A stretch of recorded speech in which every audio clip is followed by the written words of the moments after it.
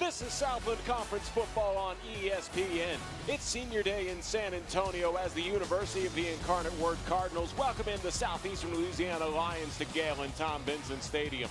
Hello everyone, along with Sam Kamen and the rest of the ESPN crew, I'm Carl Schoening. We're happy you joined us on ESPN+. Sam, Southeastern has a chance to win the Southland, but UIW can play spoiler today. And UIW has back-to-back wins, including ending a three-game skid, beating the Lamar Cardinals to give them their first loss. They can do it again today against Southeastern, trying to win out and get back to the playoffs once again. Leading man in the backfield, DeAndre Jet Jackson, is somebody that the Cardinals are going to have to keep an eye on today. Yeah, Jackson coming off a career-high 146-yard rushing game versus the Lamar Cardinals in their first defeat in Southland Conference play. He was the driving force for the Lions, a very defensive battle, losing 14-12. He's the leading rusher among a trio of Lions trying to get back in the win column against the UIW Cardinals.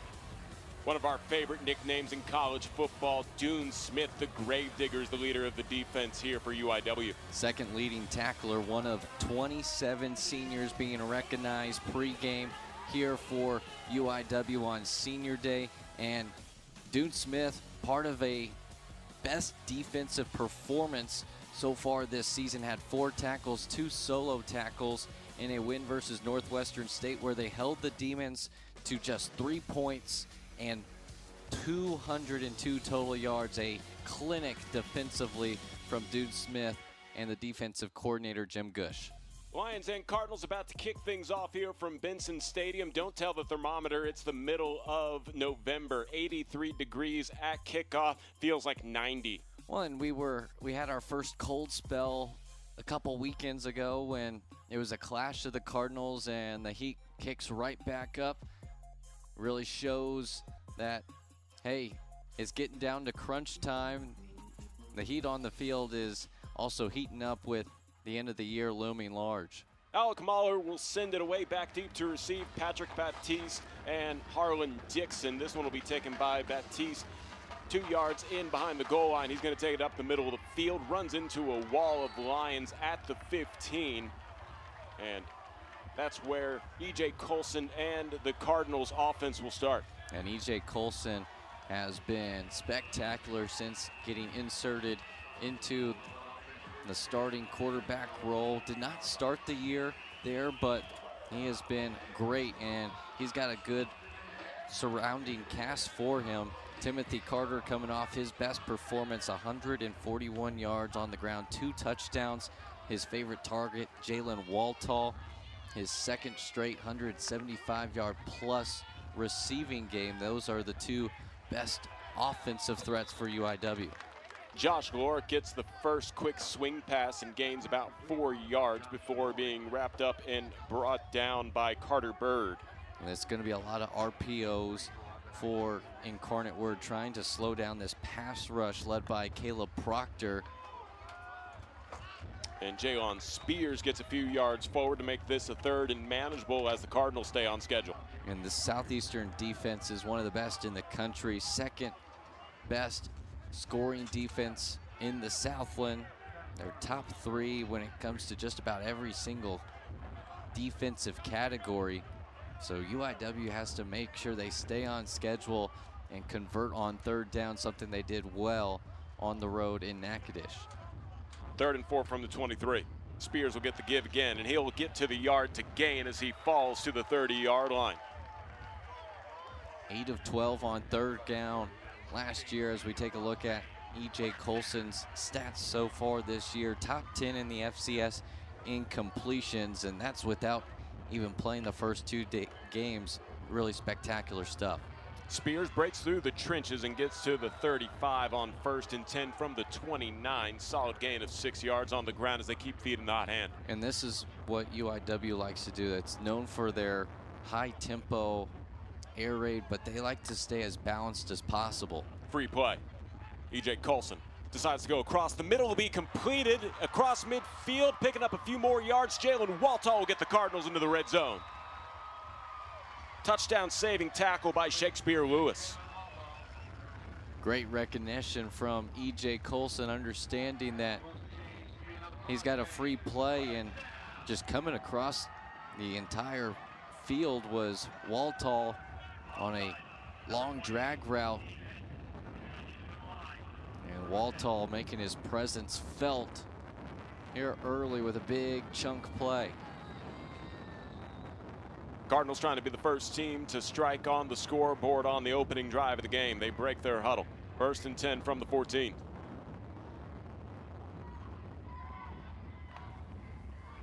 Colson with a read option will hand it off at the last moment to Jalon Spears, who bounces around left end and picks up a couple yards. Might have only been one on the limited gain. And it's going to be tough sledding in the trenches for Jalon Spears. This is a Lions defense that only averages giving up 120 rush yards per game. That's top 20 in the entire country. And this is also that red area for Incarnate Word. Gotta not settle for field goals. They've been efficient, 86% in the red zone. Spears takes it around left end and is able to avoid one tackle, but then is dropped following a moment later by Ian Connerly Goodley. Let's see what they decide to do here. If they play for 2 downs to pick up the first down in the red zone, 22 touchdowns, 9 field goals on 36 trips. But this could be 4-down territory for head coach Clint Killow. And Southeastern's the kind of team that you take the points if you can get in field goal position. It'll be an option play. Colson elects to keep it, and he's not going to go anywhere. Making the stop up front, Josiah Randall. And it feels like field goal unit time. That's who's going to come out. Yeah, they tried to go with a speed option and staying home and getting to play both. The pitchman and the quarterback was Joshua Randall, doing a great job of baiting the keep for Colson and then making the tackle on him as well. Will Ferris comes out as on the season. He is 11 of 12 overall on field goal attempts. 7 for 7 in this range. It'll be a 29-yard attempt that is very much on the distance side, but wide left and in no good, and that'll end a promising drive for UIW. And well, I feel like this leads us to our keys to the game for UIW. Yeah, it was capitalizing in the red zone, and a red zone trip that ends up in no points. They did a good job on that first drive of keeping Colson clean. They're one of the worst teams in the conference in tackles for loss allowed as well as sacks allowed. And it's going up against a strength of Southeastern, having 30 sacks on the season, 73 tackles for loss, both second best in the conference. And you look at Southeastern's keys to the master, they want to start fast and win the trenches. This is a offense that wants to get downhill, get their run game going, and if they can play from ahead, they'll rely on their defense to do the rest. Carson Camp gets the start at the quarterback, but we will also see Kyle Lowe play that position. A quick swing pass out to DeAndre Jackson with a limited gain of a yard as he made a couple defenders miss. And it's a true double rotation in the backfield for this split QB duties. There's no single running quarterback, pocket passer. Both guys very capable with their own abilities as Carson Camp gets the first drive. Camp will hand it off to Brandon Hayes, who goes around left end and is able to pick up a few more yards to set up about a 3rd and 5. But this Cardinal defense has been on point, looking for a 3 and out their first time on the field.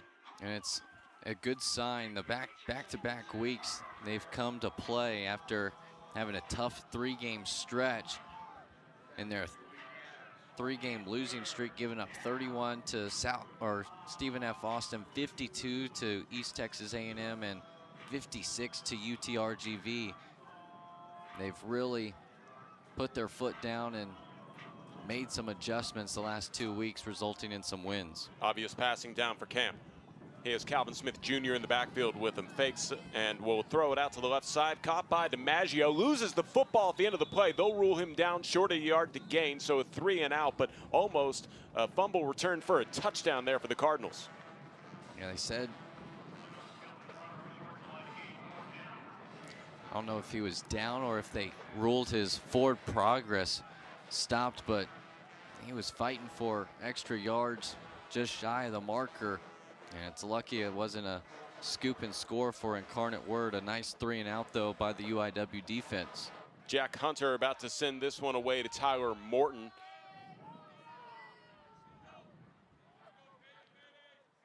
Hunter will have a fake one go to the blocker, and it's going to be a first down and a lot more as he'll get out to midfield, and a very solid play drawn up, catches the Cardinals off guard, and a nice pickup on the fake there made by Aiden Wilkinson. The tight end comes into play. A perfect time for a fake from Southeastern Louisiana. 4th and short, deep in your own territory, and head coach Frank Selfo rolling the dice early in San Antonio. So add that to the fourth down conversions that the offense for Southeastern Louisiana would like to improve on. And now Camp comes back out, quickly slings it out. DiMaggio will pick up about 8 yards, call it 9 before being dropped. And he's their leading receiver, 35 catches, 8 touchdowns, over 600 receiving yards, coming off of a game where he had 10 catches, 97 yards, and a touchdown versus UIW last year. Here's Carson Camp's numbers on the year. His 3rd different school, had a stint at Sacramento State and South Dakota. A veteran presence under center for the Lions. Jackson is hit at the line of scrimmage and might have even lost half a step there on first down. And the Gravedigger right there at the head of attack. He and Declan Williams, the 2 linebackers, love to play downhill, and they're going to have their working hats on them today, trying stopping this rushing attack of Southeastern. Camp barks out order, 2nd and 10. We'll send DiMaggio in motion. Handoff, stumbling in the backfield and then being undercut. Jadon Henry probably had a little bit room to get more, but sets up 3rd and 5. Yeah, it's a good thing that the turf monster didn't get him at first, able to find his balance before being undercut by 2 Cardinal defenders. A good pickup to make it 3rd and manageable. And this could be, again, that territory where the analytics tell you you get enough here, you might be going for it. Jackson motions in and out in the backfield. Camp slings it out to Jackson. He has space to run on the right side, gets a good block, but he will be stopped short of the yard to gain. Great tackle there for UIW made by Patrick Batiste. And it's a great open field tackle. If Jackson's able to make Baptiste miss in space, it's a first down conversion for Southeastern Louisiana. Instead, it's 4th down, and the offense stays on the field. Sort of no man's land, a little too far for a field goal and certainly too close to punt. Camp trying to convert on 4th down for the 2nd time. Last time was a fake punt attempt, and now Camp will motion Jackson over to the right side. Wide open playbook, but whistle stop here as it looks like UIW wants to call a timeout. We'll take the break with the players on the field. 5:34 remaining in the opening quarter. No score as Southeastern looks to score when we come back. A big 4th down. Credit Union.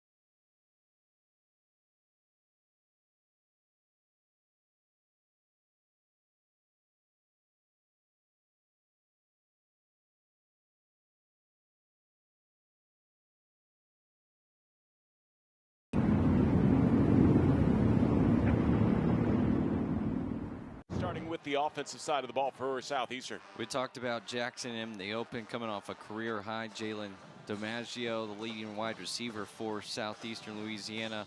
And on the defensive side, Declan Williams, the leading tackler for Incarnate Word, and Matt Cordes coming off one of his best games as a Cardinal, 9 tackles and a tackle and a half for loss against the Demons.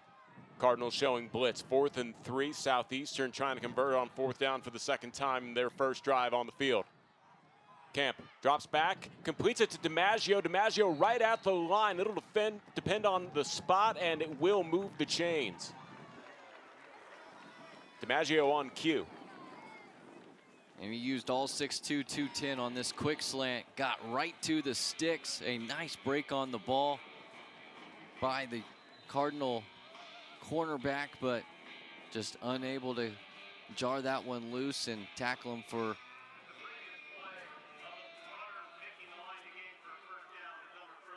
well, I say that as they're going to go take it to review. Well, while they look at this, we'll step aside and pay some bills. 5:10 remaining in the first quarter, and this is a big decision by our review team. Union One offers everything you need to get the most out of your accounts every day. With digital banking, you can pay bills online, set up personalized budgeting tools, easily transfer money between accounts, and more. Plus, you can get paid up to 2 days sooner when you set up direct deposit. Get started at cu1.com. Welcome to Casati Pines at Coshada, nestled in the natural wetlands of southwest Louisiana on 65 acres of Looking Glass Lakes, surrounded by stately pines and live oaks. It's an experience unlike any other. A challenging 18-hole par 72 championship course, 6 sets of tees, and a unique 19th tiebreaker hole. Ranked the 18th best golf course in the USA by Golf Advisor. Casati Pines at Coshada in Kinder, Louisiana. Louisiana's best bet. Hey, what's up, roomie? I got us some Jersey Mike subs. Danny DeVito? Are you my freshman roommate? And that doesn't matter. This is a Jersey Mike's commercial where the subs matter most. I mean, look how big that is. We'd eat that for lunch and for dinner. Hey, we eat that. Hey, who let the rents in? You want a Jersey Mike's? Introduce us to your new roommate. Mom, it's Danny DeVito. That's mine. Don't touch it. Where the subs matter most. It's a Jersey Mike's thing. A sub above.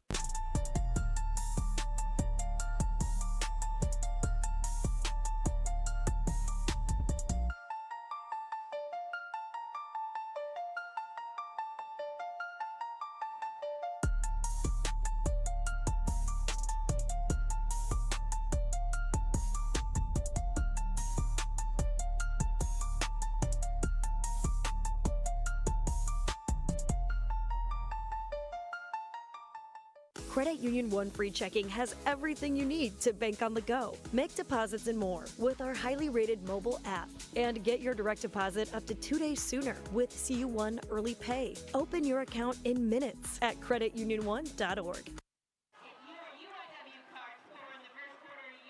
Frank Selfo, familiar with San Antonio, the former offensive coordinator at UTSA since 2018, has been the head coach at Southeastern. And 2-time Southland Conference Coach of the Year back in 2019 and 2022. Understands what it takes to win at this level, as well as inside conference play. 39-19 against Southland Conference opponents, and trying to get to his 4th FCS playoff appearance. The review favored Southeastern, and on 1st and 10, Jet Jackson gets up about 5 yards. And the Lions marching down the field. Both teams ate up a good chunk of yards and times in their opening drive. UIW missed a 29-yard field goal, and now Southeastern trying to be the first team to strike first. This will be the 11th play of the drive. A drive that started at Southeastern's 20 with 10:58 on the clock. Jackson will get it again. This time he's bottled up in the trenches and will be pushed back after picking up about 1.5 yards. Drew Merrill, the first man to make the hit. And this is where Southeastern struggled against Lamar last week. 1 for 11 on 3rd down.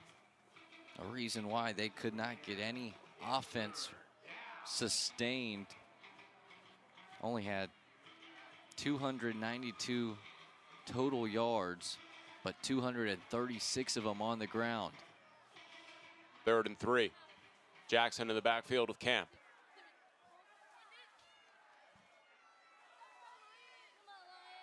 Quick swing out to the left side and not going to get the yard to gain. Brandon Hayes is stopped short, and he might have even lost about a yard. I was really blown up by 18, Darius Carmouche. He's fighting through a block and was able to get through Kentrell Prejean to blow that play up dead. A tackle for loss, and now too far out of the range to go for it on 4th down. Guillermo Garcia Rodriguez out to kick the field goal. This will be a 41-yard attempt on the season. He is 1 of 2 from this distance, and you can make that 1 of 3, as that one is also off the mark. So both teams exchanged missed field goals in their opening drive. 3:20 remaining in the first quarter. No score between the Cardinals and the Lions.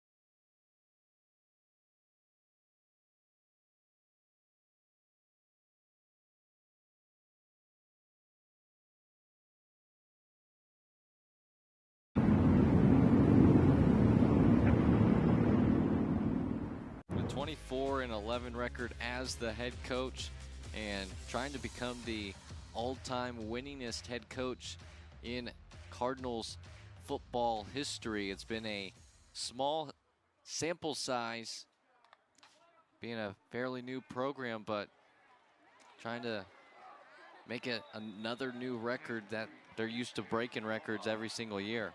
Jalen Waltall makes his way out to the 30-yard line, as he certainly would like to help his head coach become the all-time winningest coach.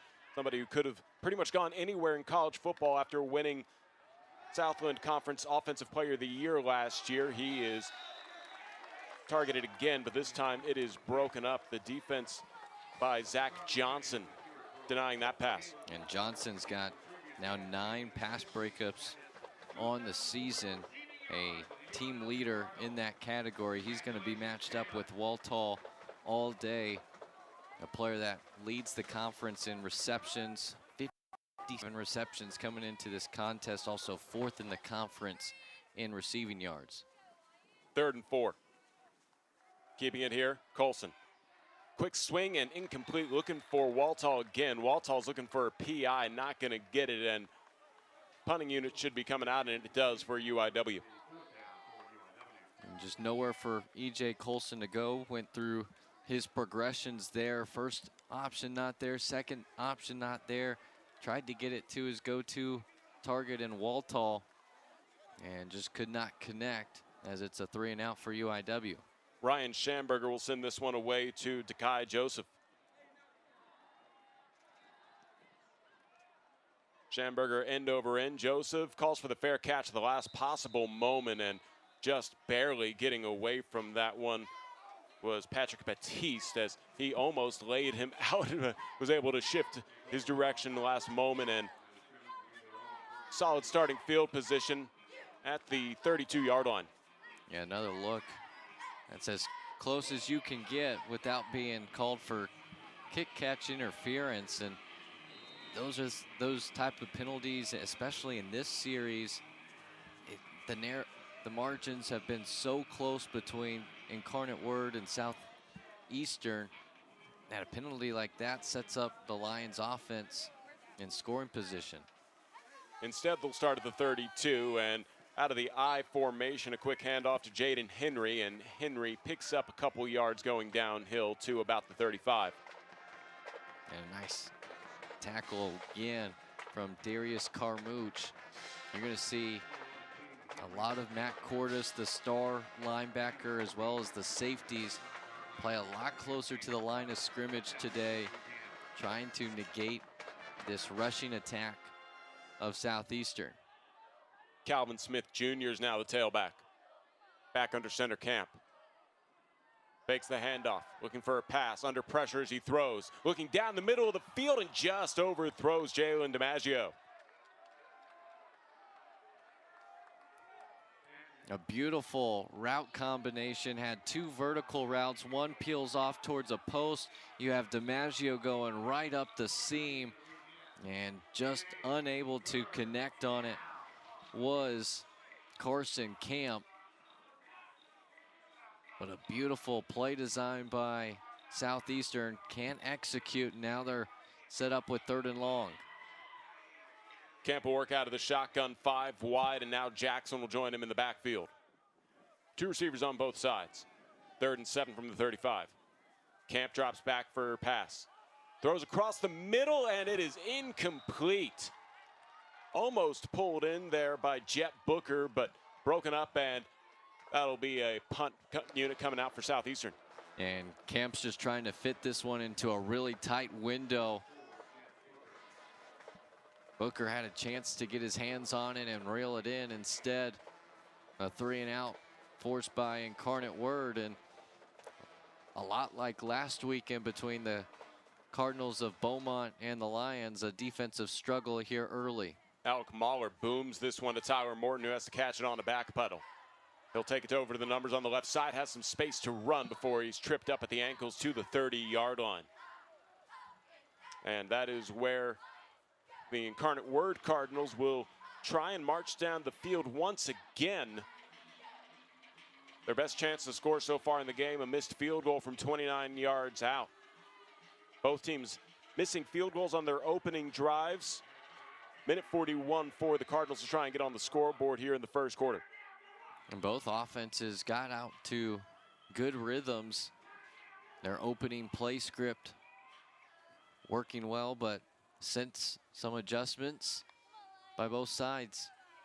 Lork will get the handoff. He'll go around left side as he turns the corner. He picks up 5 yards, and he'll keep the clock moving as he was close to being out of bounds. And solid play there on what looked like a bit of a fumbled snap there. Well, and there's so many weapons for Incarnate Word. Got to find ways to get them in space. They're elite level with their playmaking ability. Just got to give them space to go make them. Spears bounces around and will take it out to the left side. Spears across midfield, one man to beat as he is pushed out of bounds near the 30-yard line. Saving the touchdown there, Ian Connerly Goodley. Man, it would be 14-0 if not for Connerly Goodley. And watch how patient Spears is in the backfield. A couple jump cuts, and then finally sees the hole to burst through into the second level. And a huge pickup for Jalon Spears. A run of 32.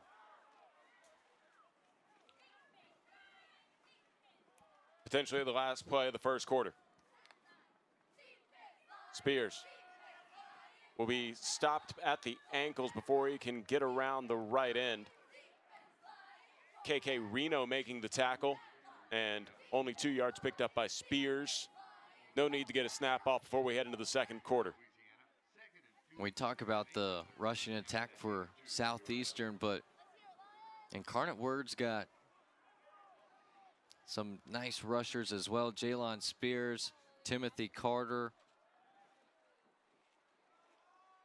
That spearhead there, two-headed monster. And they've got 4 total players over 200 rushing yards and multiple touchdowns so far this season. Cardinals weren't interested in getting a play off, and we head into the second quarter. No score between UIW and Southeastern. It's been a fun defensive battle here at Gale and Tom Benson Stadium. Jalen Spears with a big pickup taking us into the break.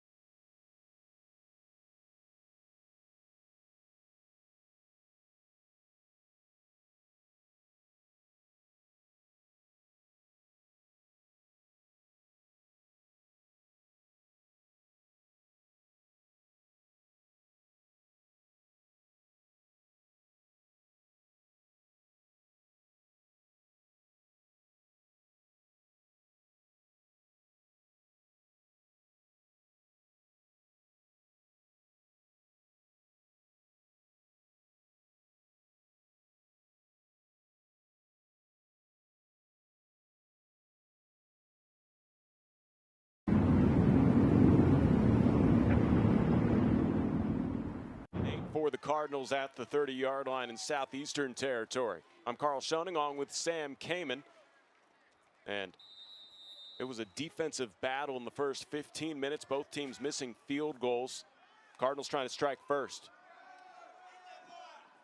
Trying to take it out to the right side. Bouncing outside. Colby Dillon will get all the way to the, call it the 23, and flag on the play. This one's going to be coming back.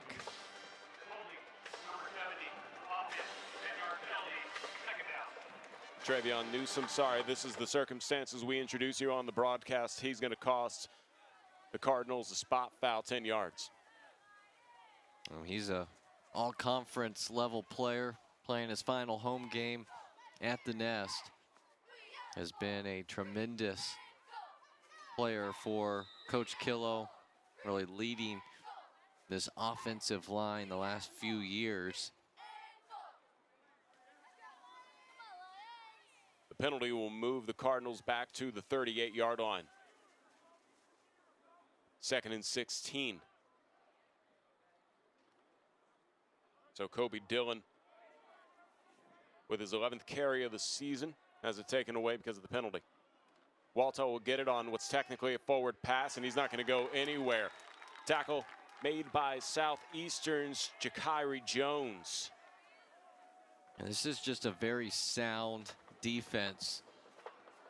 Able to play the edges, understanding they've got a lot of explosive wide receivers, have to contain them, force them back to the inside, and doing a great job of setting the edge was Jones to set up 3rd and long. 3rd and 33, quick swing pass for a screen setup for Jalen Waltall. He runs right into Travion Newsome, then gets wrapped up at the ankles before it's cleaned up and sets up 4th down and obvious punting situation. Yeah, just a penalty that stalls out a drive for Incarnate Word, and that's kind of been a microcosm of their season, just been a little bit too inconsistent. A lot of talent, a lot of great players. They just haven't put it all together each and every week, and a promising drive that will result in a punt. Dekai Joseph waiting at the 10-yard line to receive this Ryan Schamberger punt. From the Cardinals logo, he sends this one high and short, a bit wobbly at that. Fair catch called for, and Dekai Joseph will catch it on a kneel, and we'll take a break. 13:01 remaining, no score in San Antonio.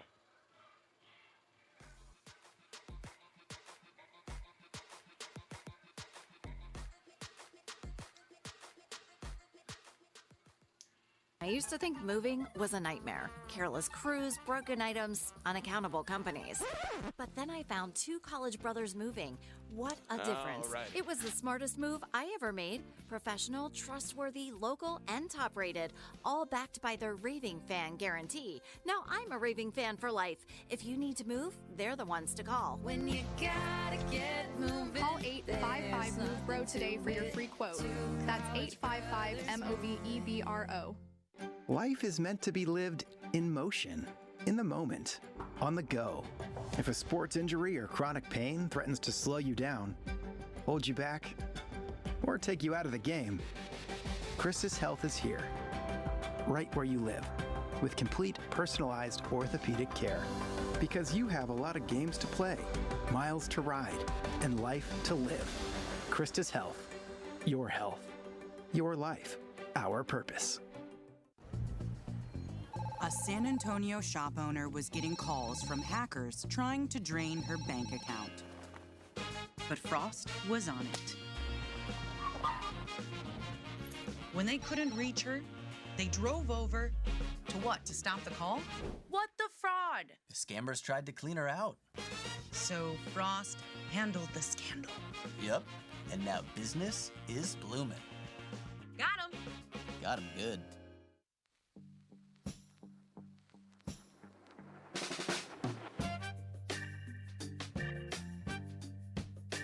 If sweat is your body's natural way of cooling itself down, then condensation is a beer's natural way of saying, drink me. Michelob Ultra, superior light beer. 13:01 remaining in the first half. No score between the Lions and the Cardinals. I'm Carl Schoening along with Sam Kamen. Happy you guys tuned in to ESPN Plus for the Southland Conference matchup. Behind center, it's Carson Camp. He'll drop back for a pass. Scans to the left side, looks to the left side, and catching it on a slide. Brandon Hayes with a big pickup. Explosive play past the 45-yard line. They'll mark him at midfield. And a good recognition. They're playing cover two. The outside corner jumps the short route and leaves Hayes wide open on the sideline, making sure he slides for that catch. And the Lions are up to midfield.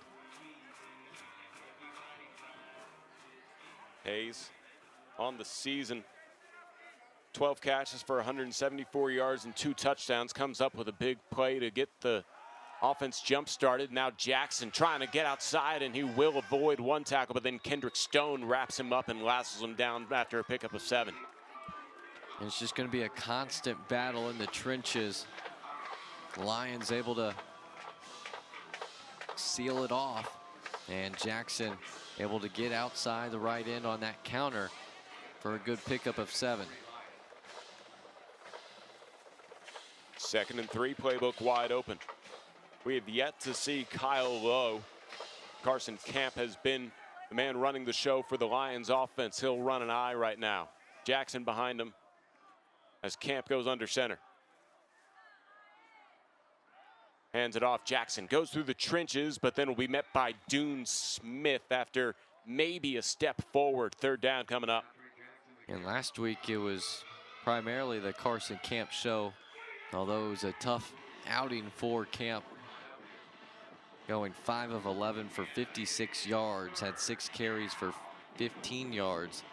Lowe only had 4 pass attempts, one of them being an interception, didn't complete any of his passes, and did have 6 rushes for 29 yards. Big 3rd down, but something tells me this is 4-down territory for the Lions. Camp in the shotgun. Quickly slings it out to Smith, and Smith will bowl his way forward for the 1st down, moves the chains. Calvin Smith Jr., only his 2nd reception of the year. And just a simple halfback swing pass and getting downhill. 3rd and short pickup and a fresh set of chains for the Lions. Calvin Smith Jr. will remain in the backfield with Camp. 1st and 10 from the 40 in Cardinals territory. Quick pass out to the right side, caught by Aiden Wilkinson, and Wilkinson, who picked up the 1st down on the fake punt in the opening drive, moves the chains here with his 1st catch of the day. And showing the strength there, a quick hitch route, able to slip out of that tackle, trying to be made by Kendrick Stone, and some nice pickups for Aiden Wilkinson early in this 1st half. 1st and 10 from the 29. Calvin Smith Jr. remains in the backfield with Camp. 2 receivers stacked on either side. Smith will get the handoff, goes up the middle, but will be able to churn his legs a little bit forward across the 25. Matt Cordes making the stop. Just small body blows each and every play. Just a slow, methodical drive once again by Southeastern Louisiana. Another pickup of 6 as they continue to chew clock and move their way down. DeAndre Jackson in the backfield now. Camp fakes the handoff and slings it over to the right side. Caught by Joseph, and Joseph will be able to get his way forward into the red zone and move the chains for a new set of downs for the Lions. A lot of quick game for Southeastern early, trying to get the ball out of Carson Camp's hands, negating the pass rush of Incarnate Word, and they're doing a good job of it. Another Camp throw. He'll roll out to the right. Looks downfield and lobs it to the end zone. It's caught, but then out of bounds on the catch. Cade Collier. Incomplete, of course.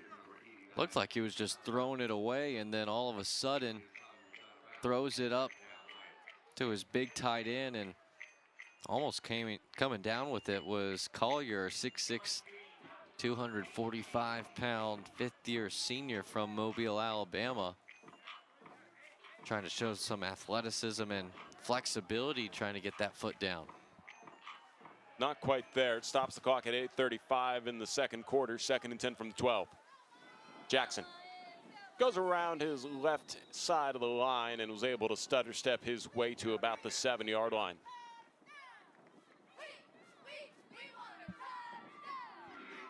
And again, doing a good job of winning the line of scrimmage right now are the Lions, averaging over 4 yards a rush. That last one going for 5 for Jackson.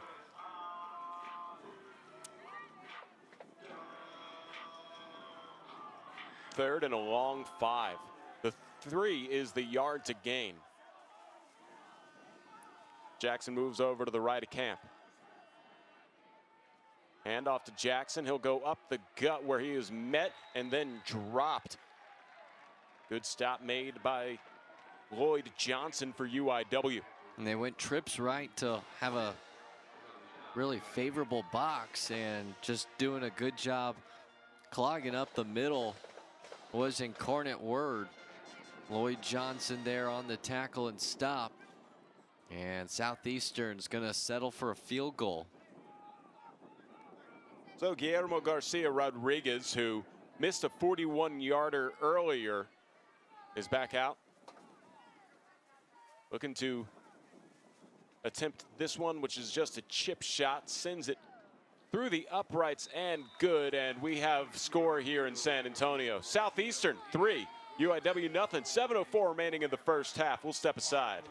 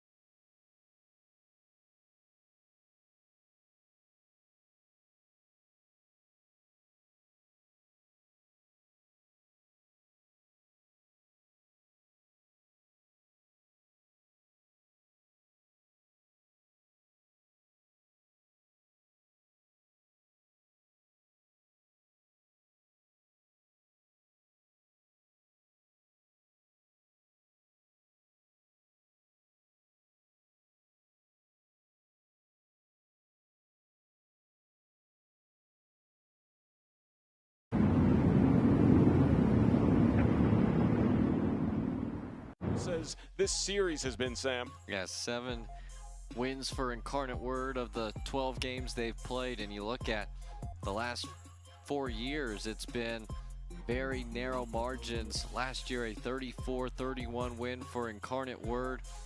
The last time it was decided by more than just one possession, you got to go back to the COVID year. A 56-45 win for Incarnate Word here at Benson Stadium. So these two teams have played thrillers, have decided conference championships in their matchups as well, and looks like we got another good one here today at Benson. Touchback will put the Cardinals at the 25-yard line to see if they can answer back that field goal made by Southeastern on the previous drive. E.J. Colson and the Cardinals offense trying to get things going against one of the best defenses in the country. Southeastern Louisiana only gives up 18 points per game. That's second in the Southland Conference. Colson drops back, rolls out to the right, gets a good block and will decide to tuck it in, run, slides to save some face after picking up a few yards. To that point as well, they're even better against FCS opponents. Lions are only giving up 12.5 points per game to FCS opponents. It's even better as E.J. Colson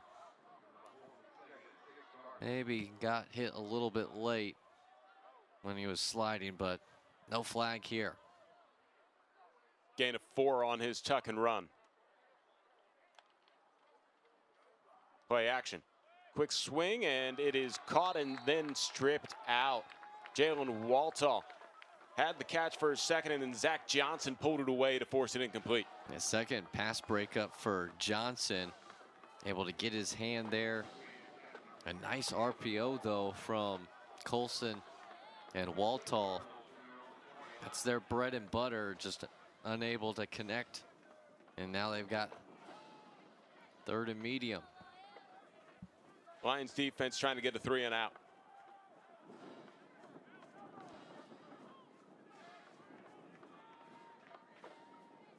Jackson Logos in motion. And the timeout will be taken here by UIW as the play clock got down to 0. Timeout gets off in time. 6:20 remaining in the half. We'll keep it right here. And I think this is a good timeout by Clint Killo as they want to make sure they pick up this 3rd down and they avoid going into the locker rooms with a potential bigger deficit than they'd like. And he's talked about it, the post-game presser against Lamar, that this season's been a little bit tough on him and the entire team, but football kind of resembles life. You doesn't always bounce your way, and they've done a good job of bouncing back the last 2 weeks. And it's funny what kind of sparked it. He calls himself a great motivator and thinks that's one of his superpowers. What they did before the Lamar game was watch Space Jam, and the scene where Charles Barkley loses their superpowers. Michael Jordan brings back the ball. Everyone gets their superpowers back. That's exactly what they did, and it's led to 2 straight victories the last 2 weeks. Zach Johnson like a blanket all over Jalen Waltall. Incomplete, looking for him down the right sideline, and out comes the punting unit for UIW.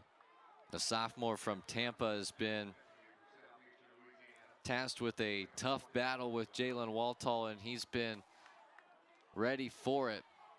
2 pass breakups, another incompletion to his targeted receiver, and still no points on the board for Incarnate Word's offense. Dekai Joseph waiting back to receive this Ryan Schamberger punt. Joseph will take it at the 33. Looking to switch the field, goes up the middle, flag comes flying in as he gets across the 45. Down midfield, he has space down the sideline, and he will weave his way through defenders, get to the 5, but I get the feeling this is coming back. Usually it comes back.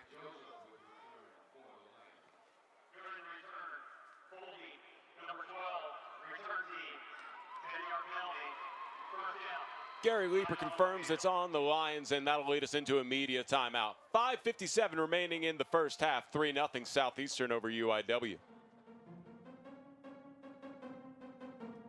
Offers everything you need to get the most out of your accounts every day. With digital banking, you can pay bills online, set up personalized budgeting tools, easily transfer money between accounts, and more. Plus, you can get paid up to 2 days sooner when you set up direct deposit. Get started at cu1.com.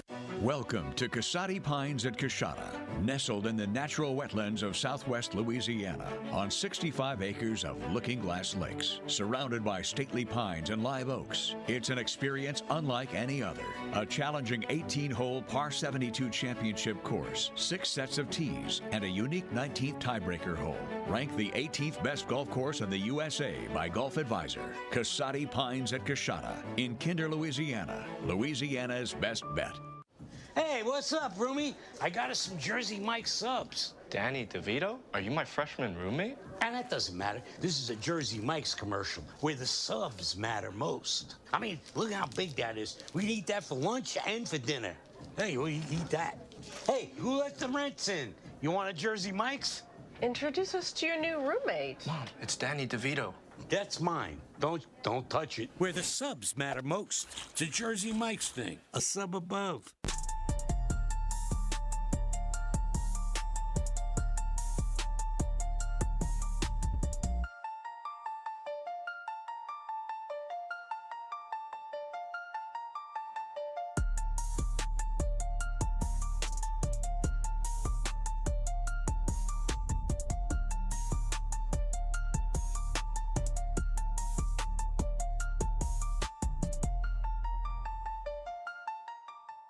Credit Union One Free Checking has everything you need to bank on the go. Make deposits and more with our highly rated mobile app. And get your direct deposit up to 2 days sooner with CU1 Early Pay. Open your account in minutes at creditunion1.org.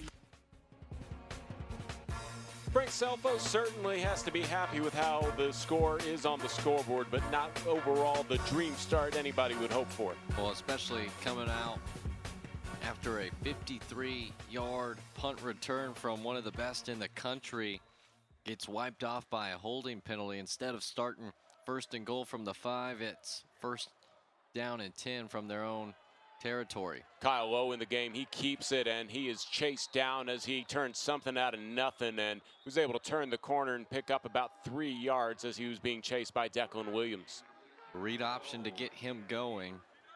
65 carries on the season, 364 yards rushing and 4 touchdowns. Going to come out of the game, but he's got some better legs, some more playmaking ability with his feet compared to Carson Camp. As you see right here with Camp back in the game, they will shift the two of them in and out of the backfield at random, it seems. Camp fakes the handoff and throws. It's broken up, and mad at himself for not getting the pickoff there was Barry Dillon. He thought that he had the INT. They read this RPO perfectly. They blew up the run, and pulling it to throw it was Carson Camp, and Barry Dillon was on the coverage, but sitting right before the slant was Drew Merrill. Went right through his hands. Could have been a pick 6 for Incarnate Word. Instead, it sets up a big 3rd down, 3rd and 7. Blitz being shown by the Cardinals. Camp fakes the pass to the left side and completes it to the man out of the backfield, and first down and more picked up by Jaden Henry. He gets it out to midfield. A beautiful design there by the Lions. Have the defense going all the way to the right, faking the wide receiver screen, and then throwing the halfback screen the other way to Jaden Henry. No one on that side of the field. An easy first down conversion for Southeastern. Ball put at the 50. 1st and 10. Lions trying to add on to their 3-0 lead. Wilkinson goes in motion. Line up on the wing of the left side of the line. Quick throw over to the right side, incomplete, in and out of the hands of Dekai Joseph. And again, it's a lot of quick, short passes for Carson Camp.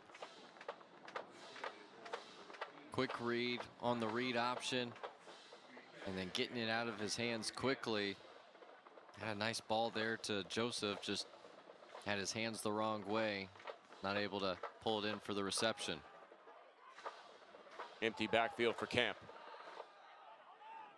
5 wide on 2nd and 10 from the 50. Quick sling out to the left side. It is completed and not quite at the yard gain as he stepped out after picking up 6 to Kai Joseph. Just a simple out route, continuing with the trend of short, easy completions for Carson Camp. 12 for 17 for 87 yards here in this first half, and approaching that no man's land territory of the field. Essentially, he gets the Lions back on schedule. 3rd and 4. Jackson with a handoff. Bounces outside, but he will be dropped. Declan Williams comes into the tackle for loss. And a great job by Declan Williams to make sure to be sure-handed with his tackling in space. Jackson trying to bounce it outside instead of staying up the middle.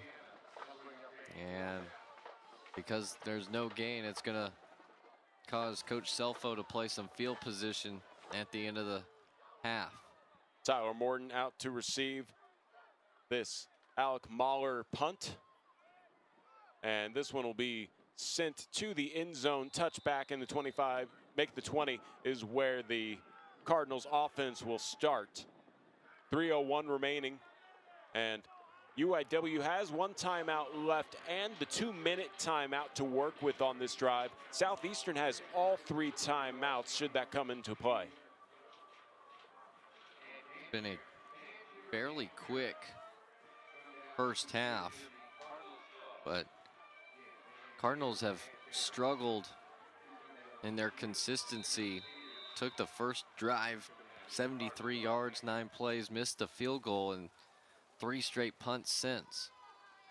Tim Carter will get the handoff. He tries to go around his left side of the line and gets a little bit of a push. They finally blow the whistle as he picks up about 4 yards on the first play from scrimmage. It'll chew some clock as well.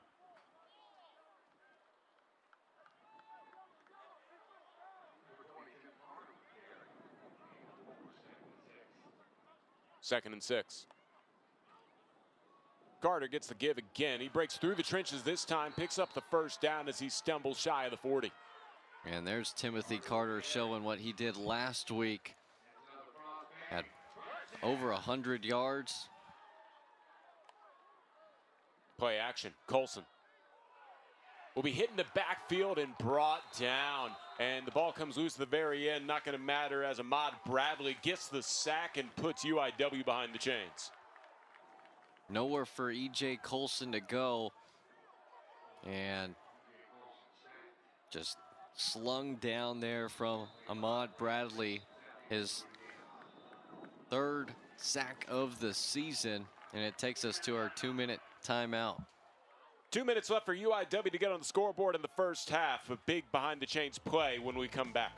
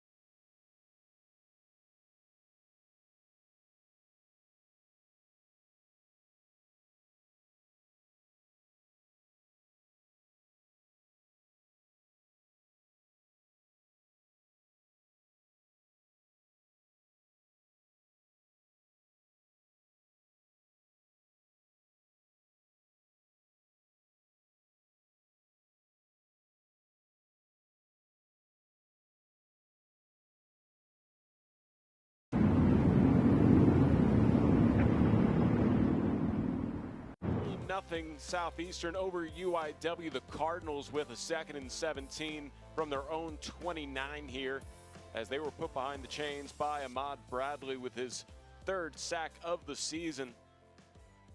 UIW has their work cut out for them to try and get on the scoreboard before locker rooms. Waltall goes in motion to the left side. Colson swings it out right side. It's caught by Kobe Dillon, but that play read and blown up immediately by the Lions. And they're going to take one of their timeouts to preserve some time for their offense now.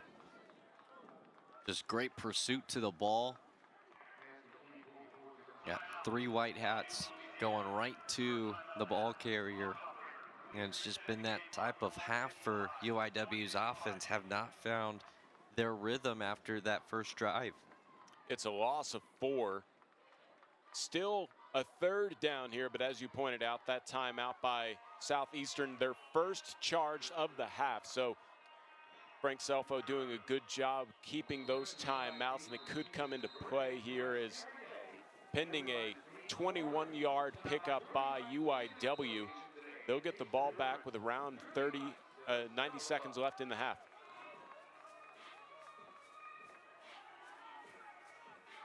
And this usually will be a conservative play call from Incarnate Word, but they can still bust one open to pick it up.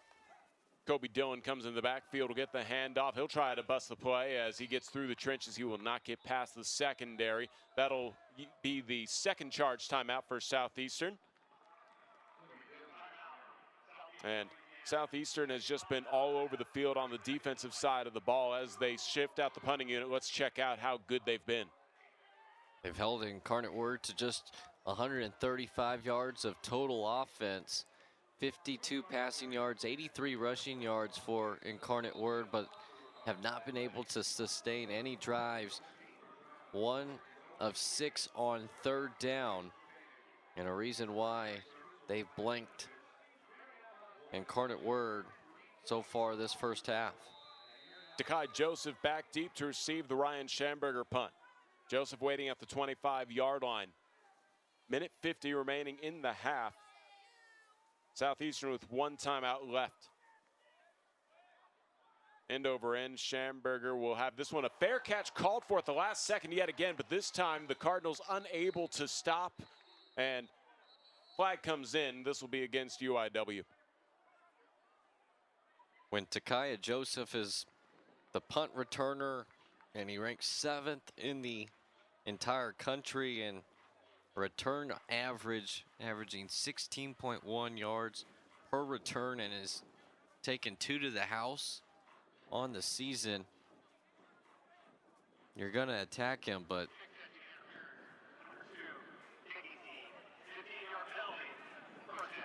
so let's check this out, because I have a little bit of a beef with this. He calls for the fair catch as the motion of the tackle is already underway. I feel like, if nothing else, that should be a net negative play for everybody. no, that one, he's got to see the hand going up and to somehow avoid him like they did on the first fair catch. This time he had his mind of, I'm going to hit him as soon as the ball gets there, and you just can't have that type of mentality before realizing what the ball carrier is going to do. Camp on the rollout, decides to just throw it away, stops the clock at a minute 34.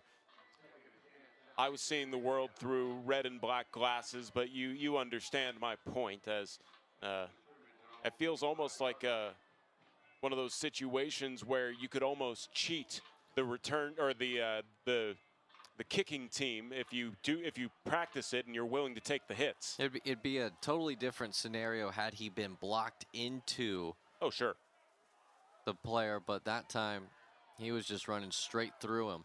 Camp will complete the pass to DiMaggio as he is dropped there by Barry Dillon. Keep the clock rolling, and Southeast is just going to get right back on the ball as they have a minute 22 seconds left. Still one timeout remaining. That's probably being saved for the kicker. Camp swings it to DiMaggio again. I think he got a foot in. Let's see the officials making a play, and they will give him the first down and put him in Cardinals territory. Conversing right here, and they're going to overturn it. We'll take a look here.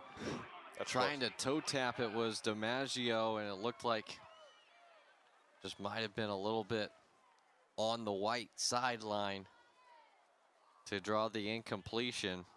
Take one more look. That is hard to tell from that angle, so the ruling on the field will be the one that has to be overturned, which it seems like they did come in and confer to say that it's incomplete, so it'll be 4th and 4 for the moment. However, it's going to be hard to determine, and now a timeout, the final one of the half burned by Southeastern. And I think this might be a timeout to try and challenge this one, or at least get a review possibly going. knowing our camera angles, I don't know if we have anything down that sideline that would actually be able to overturn the call on the field. And that's very much one of those that could go either way in the review, and depends on the call on the field needing to be disproven. But still, Southeastern most likely in 4-down territory here, as they're not going to really care too much if the Cardinals get the ball at midfield on a turnover on downs with no timeouts and 1:12 remaining. Although I take that back, UIW does have one timeout left. I would say you're pitching a shutout right now. Make Incarnate Word go the length of the field. But Frank Selfo, the head coach for Southeastern, is giving the officials a earful right now. And now he does get a review prompted from our white hat Gary Leeper. Yeah, so Gary Leeper's going to go ahead and make his way over to the review monitor. Our replay official is Shane Moser. And I would also like to say that some of the clock ran off. We might have to check and see how much clock is left, because if he's out of bounds and we can get an angle with the clock, I want to say a solid 5 seconds might need to be added to this final 1:12, which could benefit either team. But they've had plenty of time to look at it and relay the information down to Gary Leeper. Let's see his decision.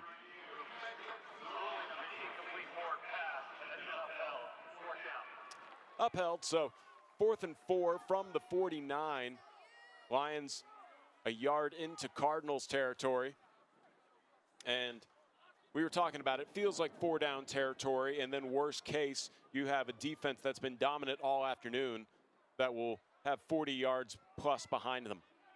And they're just going to punt this away and force Incarnate Word to successfully go through a 2-minute drill with 1 timeout and only 72 seconds on the clock. Well, what do I know? Tyler Morton will be back deep to receive this one. I would have gone for it, for the record. Morton calls for the fair catch as he backpedals around the 10-yard line. They might mark him at the 8. 1:05 and a timeout left for the Cardinals to try and get on the scoreboard before heading into the locker rooms. Frank Selfo trusts his defense, though, and who wouldn't right now? One of the best in the country, only averaging 18 points given up on the season. But this is a perfect chance for E.J. Colson for a pick-me-up drive, get some momentum going into the locker room at the half. 1st and 10 from the 10. Mitchell goes in motion to the right side. It'll be a handoff, and Spears will fight his way forward in the trenches, and that'll keep the clock rolling under a minute to play. UIW still going to get a playoff, obviously, as they'll have to do so at least once more, but they might not be interested in trying to march down the field. See what this plays, if it'll change my mind about that. Another Spears handoff, and he tries to go around right end and will be dropped, and now UIW can just take it into the locker rooms if they so choose. Yeah, no hurry-up offense for Coach Killo. Neither team using a timeout here. Yeah, it looks like they're both content to go into the locker room. Well, for whatever reason, they decide to snap it at least one more time. Spears will get a little bit of room as he angles towards the yard to gain, but a flag will probably pull this back. And all of the intended purposes of that play will be negated. 3 seconds remaining in the half, and I'm pretty sure that was the final play of the half. Gary Leeper with the flag.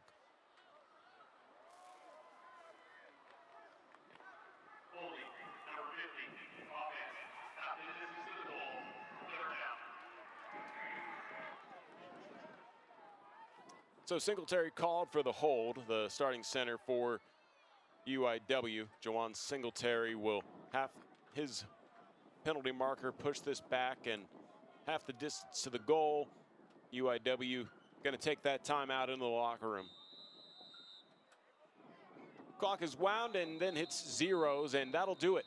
So 30 minutes in the books here from Gale and Tom Benson Stadium. It's been a defensive battle between the Cardinals and the Lions. 3-0 Southeastern with the lead over UIW at the half.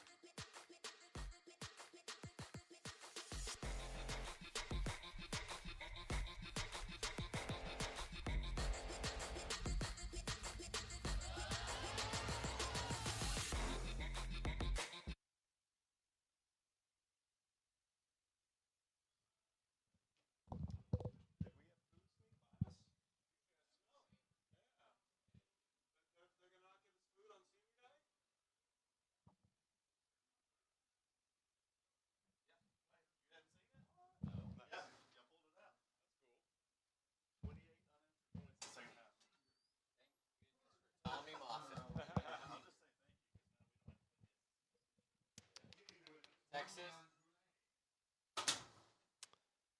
All right, so y'all just need me for this 30-second thing, and then we go standings, Southland Conference scores, Southland Conference players of the league.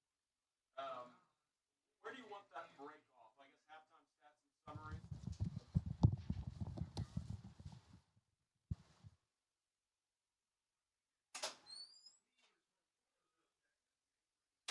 typically the score locator is just like a 25-second hit. Yeah.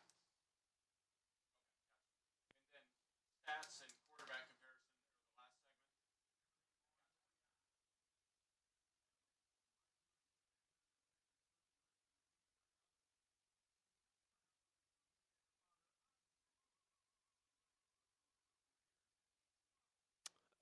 Cha-cha-cha.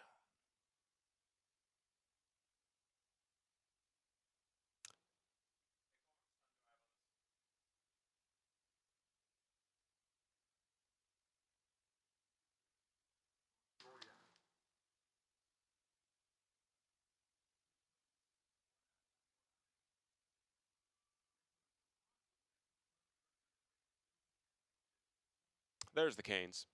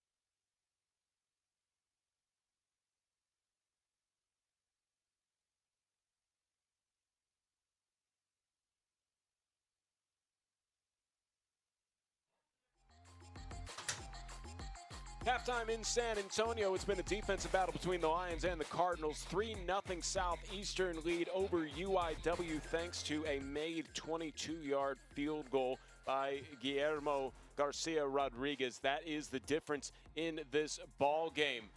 We're going to have a fun halftime show. We'll take a look around the Southland Conference when we come back.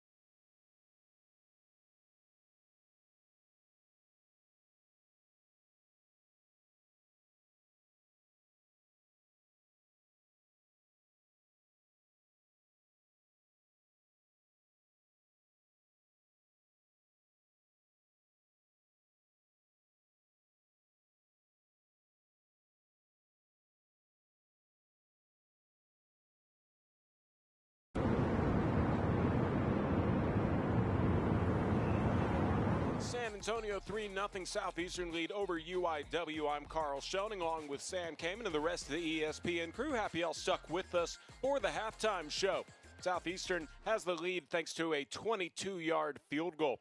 Checking out the Southland Conference standings, and SFA at the top with a perfect 6-0 record in conference, but they'll go up against Lamar. That kickoff is at 4 o'clock on ESPN+, perhaps the biggest game of the season for the Southland Conference. You could get Stephen F. Austin at least a share of the regular season title, still needing to win next week with Southeastern Louisiana just a game behind, but possibly 3 teams getting into the playoffs depending on how the committee sees everything. And again, really big results these next 2 weeks. Yeah, obviously you see the 3 ranked teams in the conference certainly trying to finish strong, and that matchup between SFA and Lamar, very big for Southeastern should they pull out the victory today. You check out the games happening around the conference as currently Northwestern State is trailing Nichols in Natchitoches 12-0. And yet to kick off are Houston Christian at East Texas A&M. Lamar and SFA once again, 4 o'clock kickoff. And UTRGV will be hosted by McNeese and Lake Charles. That's a 6 o'clock kickoff. Let's check out our players of the week in the South. And we start with our offensive player of the week, Jake Strong from McNeese, who had 307 total yards and 2 touchdowns in the win over East Texas A&M. Defensive player of the week, Andrew Huff from Lamar, as he had an impressive defensive effort against one of the top offenses in the country last week. And then the special teams player of the week, Bugs Montemer from SFA. He certainly went off as he had a 74-yard touchdown on a punt return. 10:40 remaining in halftime, and it's 3-0. When we come back, we'll check out the highlights and stats here from Galen Tom Benson Stadium.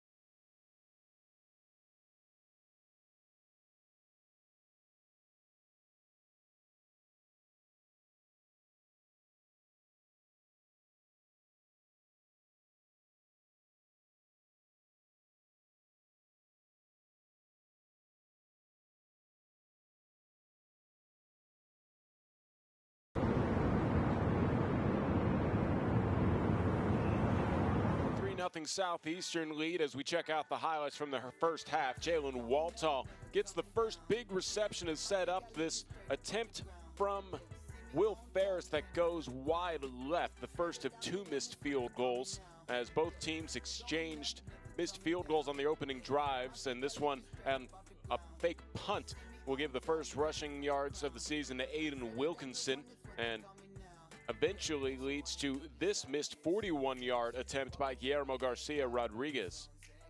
It was a lot of good defense, but that was the completion that set up the only points of this game. Settling for the short chip shot was Southeastern, and defense has been kind of the name of the game for Southeastern the last 2 weeks against Lamar and Incarnate Word.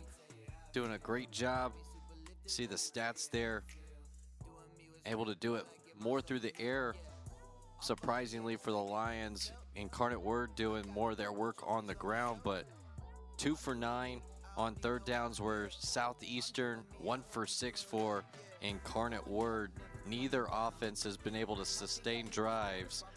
As a result, a very low scoring battle. Check out the quarterback comparison, as so far Carson Camp has the advantage across the board. And he's had a lot of short, quick throws, a reason why he's 13 for 20 for 99 yards. EJ Colson just hasn't been on the field enough. 6 for 10, 52 yards, 1 sack, has him at a negative rushing total, but we'll see what type of adjustments both offenses make here as we get ready for the third quarter. Halftime on Senior Day coming to a close in San Antonio. 3-0 Southeastern lead over UIW at the half. When we come back, we start the third quarter.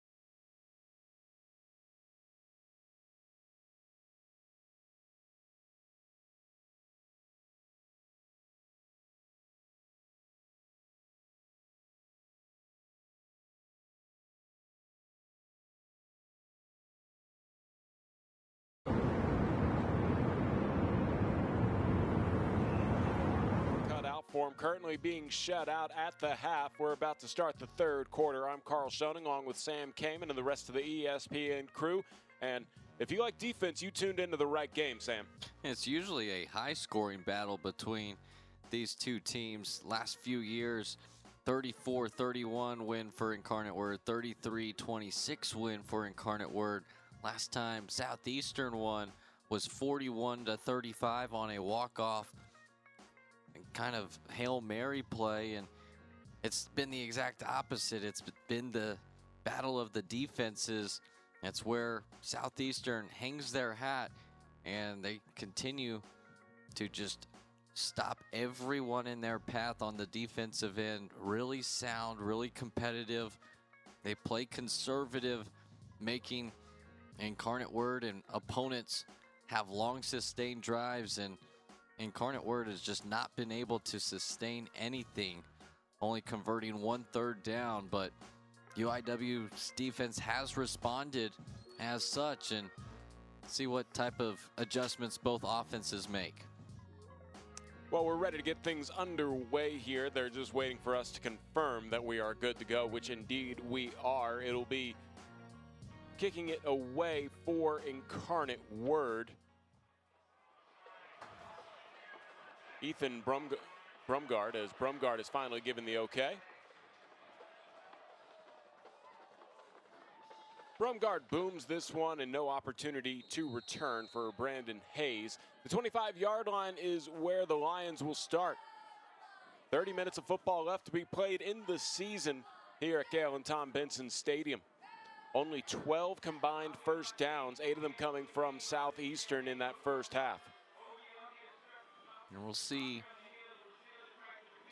how Coach Selfo wants to get things going. Carson Camp has been the quarterback behind center all but about one snap. Kyle Lowe ran a read option play, but it's been Carson Camp's show today and has been completing the pass very well. He'll step up in the pocket and throw down the middle of the field. It is completed and picking up into Cardinals territory. That's Jalen DiMaggio. A lot of short passes in the first half, and they come out of the locker room looking for a deep shot on the post pattern and perfectly into the breadbasket of DiMaggio. And Jalen, being that star wide receiver for Southeastern, gets them into UIW territory. Ball at the 38. Camp's going to go under center. Now he'll back up and move Jackson over to his left. Play action, under pressure. Declan Williams will hit Camp as he throws, and it's intercepted. This will be taken by Barry Dillon. He's going to try and stretch it over the left side. Flag on the play. Dillon hurdles a defender, or I guess an offensive player, and now more flags come flying in. We'll have to sort all of this out, but at the moment, it'll be UIW football. Barry Dillon coming up with his second INT of the season. And I think this one's going to stay with Southeastern. Looked like there was some contact. There was a Lions receiver down on the ground, so probably pass interference. And then on the return, but good initial pressure by Declan Williams to cause an errant throw by Carson Camp. And then blockers, actually that's going to be probably a chop block on Southeastern. Great. So I don't know how they're going to actually sort this one out. Great job by our replay operator, Brandon Richard, telling the story of that interception. If it's possible for us to see the interception before from that first angle, we'll see.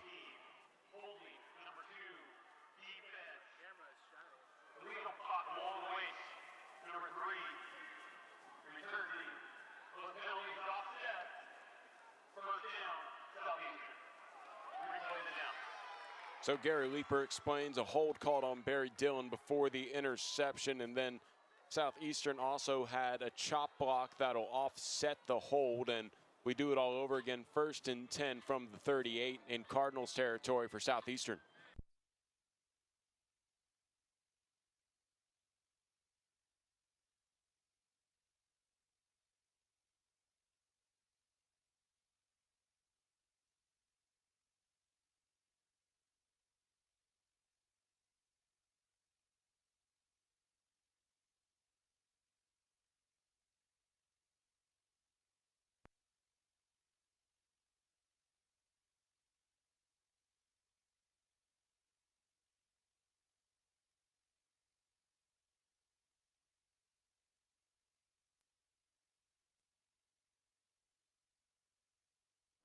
Talib Salahuddin made that last tackle. Apologies for the technical difficulties. We should be back now. Carl Schoening and Sam Kamen on the reintroduction. 2nd and 9 from the 37.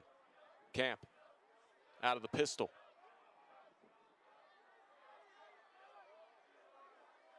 Has Calvin Smith Jr. behind him.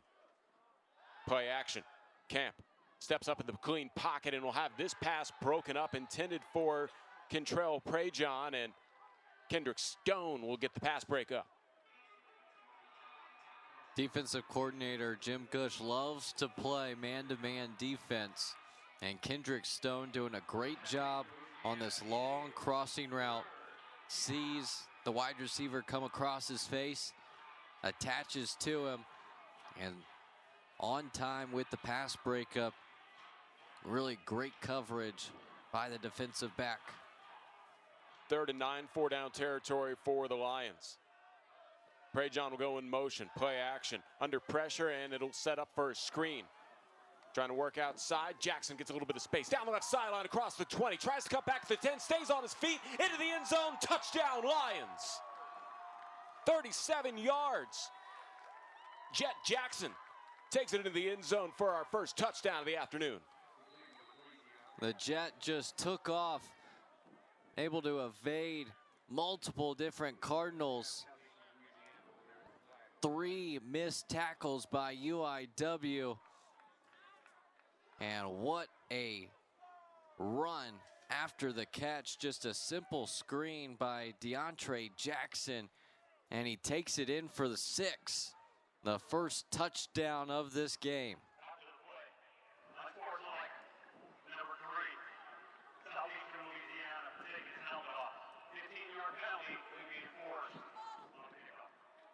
Hey, when you make a spectacular play like that, 15 yards is an afterthought. Nobody's been able to find pay dirt today, and DeAndre Jackson, also known as Jet, takes off, as you said, found the afterburners, and also kept his balance. He just wanted to have everyone see his face, you know. Exactly, yeah. Now Guillermo Garcia Rodriguez with a point after attempt. Child's play for him, and it's 10-0 Southeastern over UIW. But yeah, quite the explosive play there by DeAndre Jackson. And now UIW, who's been held to only 4 first downs, will have to try and answer back this play. And it was a great design and perfect time to draw up the screen by Southeastern, using the aggressiveness of Incarnate Word against them. When a team loves to blitz, might as well run a screen into that blitz, and no one was there to bring down Jackson to the ground. And now Incarnate Word has plenty of work to get going, trying to send out the seniors on a high note in their final game at Benson Stadium this year. Patrick Baptiste back deep to receive this kickoff.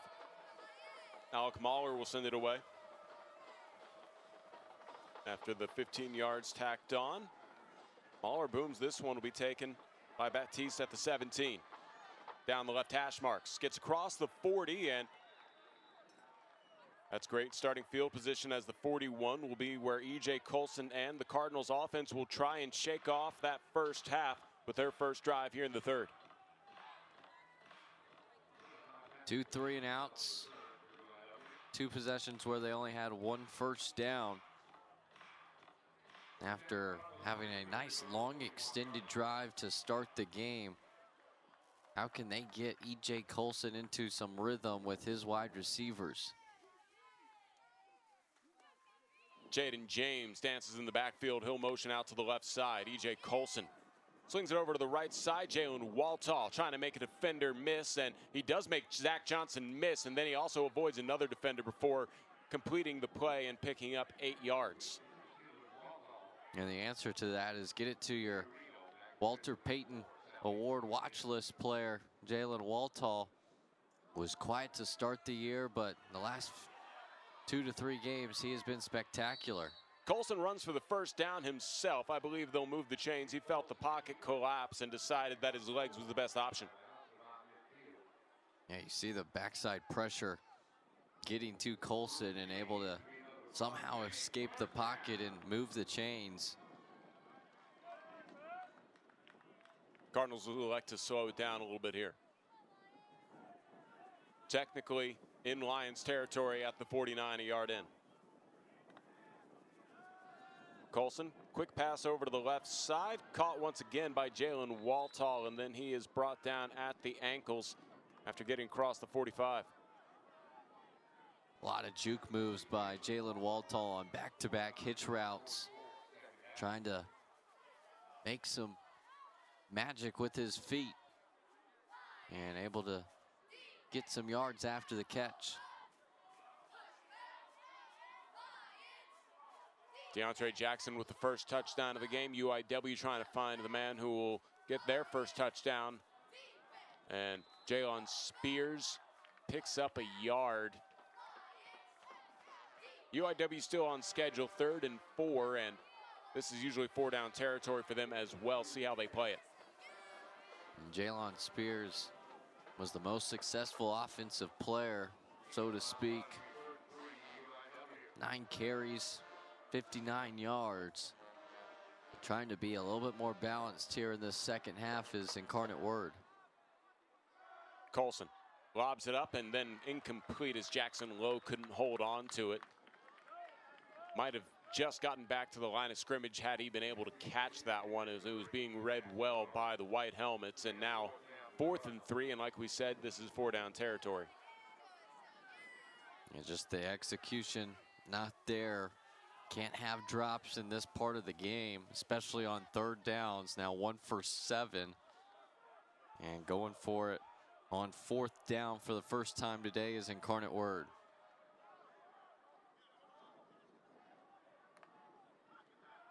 Colson will be dropped, and that will be a turnover on downs by Southeastern. 10:50 remaining in the 3rd quarter, and Southeastern gets another stop. We'll step aside. They looked at on their 10-0 lead. Used to think moving was a nightmare. Careless crews, broken items, unaccountable companies. But then I found 2 college brothers moving. What a difference. It was the smartest move I ever made. Professional, trustworthy, local, and top-rated.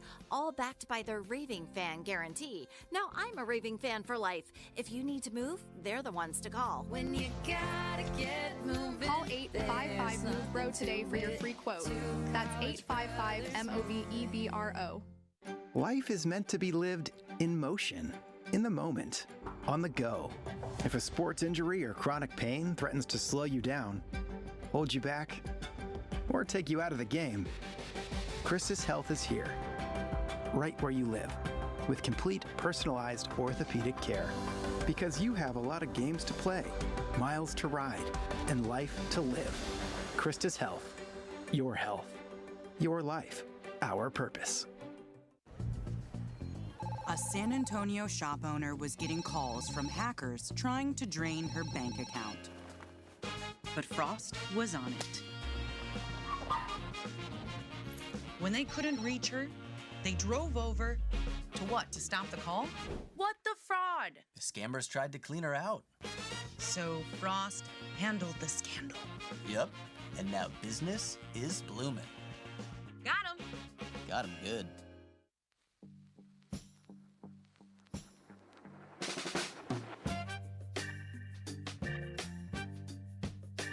If sweat is your body's natural way of cooling itself down, then condensation is a beer's natural way of saying, drink me. Michelob Ultra, superior light beer. Turnover on downs by Southeastern sets them up at their own 45-yard line. 1st and 10. Camp in the shotgun. Motions over Collier, and a handoff here stretching the play. Henry will take it across midfield and then get the first down in Cardinals territory. Nice halfback counter by Southeastern, and again, starting to lean on the defensive line. Is this Lions O-line able to set up Henry to bounce it out wide, and nice gain of 13 on first down. Southeastern probably content keeping the ball on the ground, chewing as much clock as they can and limiting the UIW offensive possession, still respecting what kind of offensive output they can still produce. Camp in the shotgun. Fakes the handoff, will drop back, and then swings it to Brandon Hayes, and Hayes able to make something out of nothing. Was initially trapped behind the line of scrimmage and then found his way across it, and now a flag comes flying in after the play. A good check down there by Camp, and some extracurriculars potential for taunting. Got one official without his hat, so maybe it could be offsetting.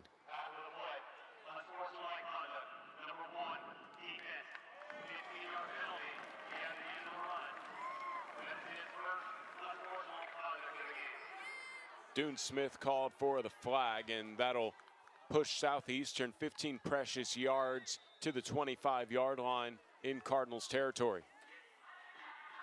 That's at least the second penalty against Incarnate Word that has either killed their drive or helped Southeastern even further into scoring territory.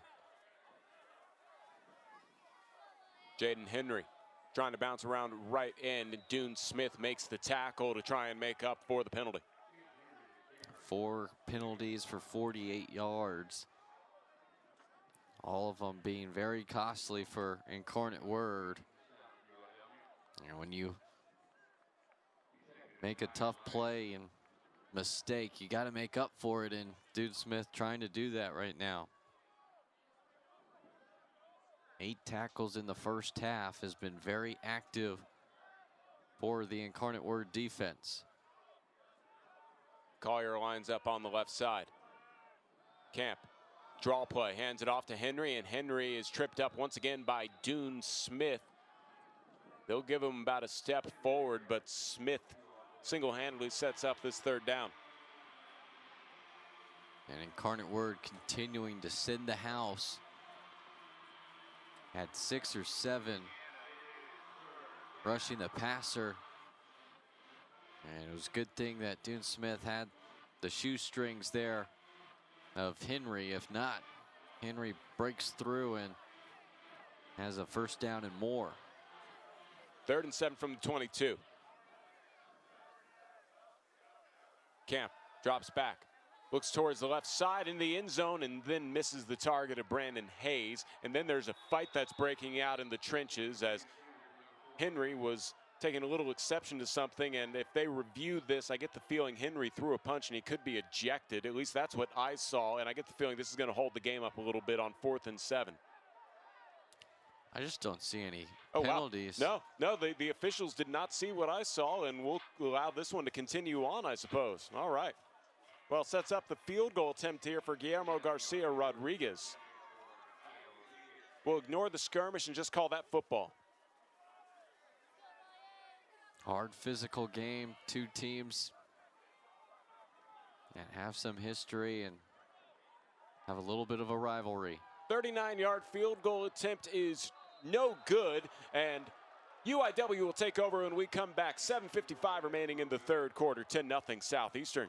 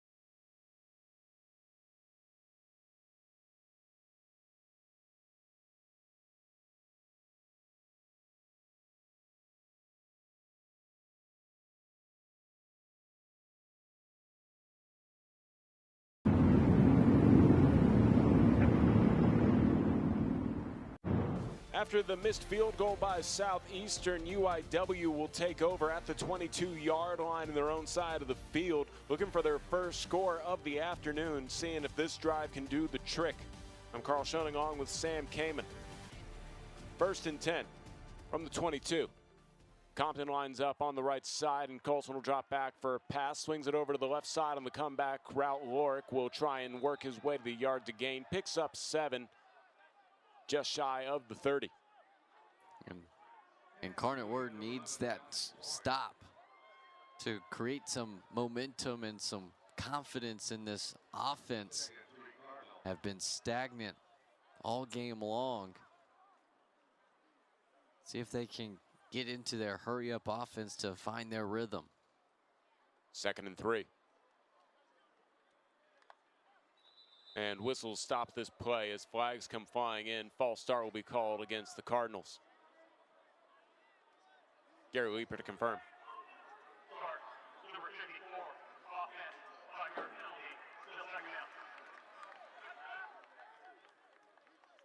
Goes against Chantrell Key.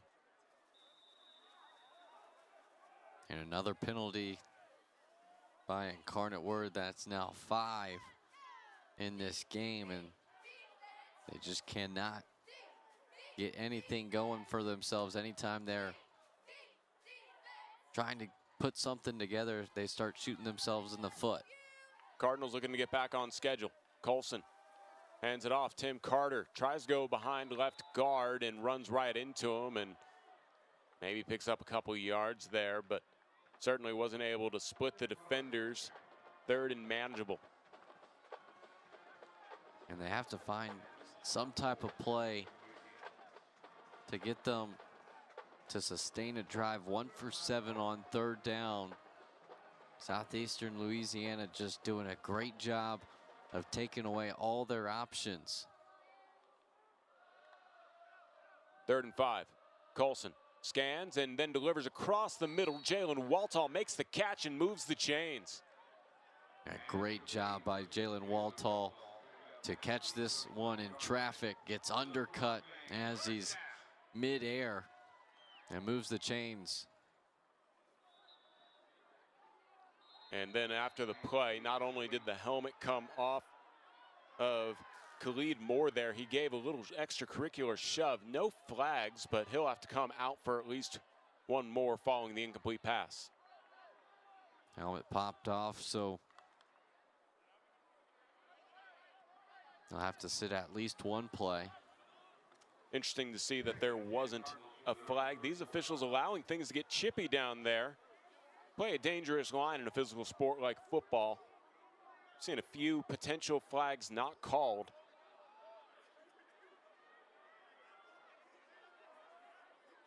Now UIW. I was going to say they have kept it in their pocket, which if you want anyone to decide the game, you want it to be the players on the field and not the ones with the whistles. Timothy Carter gets another give and only gets a yard forward. 3rd and 9 for UIW. Obvious passing down for E.J. Colson. Colson 10 for 16, 80 yards today. It's been very similar of a day that Carson Camp has had. A lot of underneath routes. Got to be able to push the ball down the field here and move the chains for a 2nd straight 3rd down conversion. Colson under pressure, tries to escape out the left side, brought down from behind by Joshua Randall. That'll bring up 4th down, and out comes the UIW punting unit. 5.5 sacks now on the year for Joshua Randall. Just went with the bull rush off the left side. E.J. Colson tried to escape the pocket. And another stop for Southeastern. Still climbing to a 10-point lead. Takai Joseph waiting around the 30 for this Ryan Schamberger punt.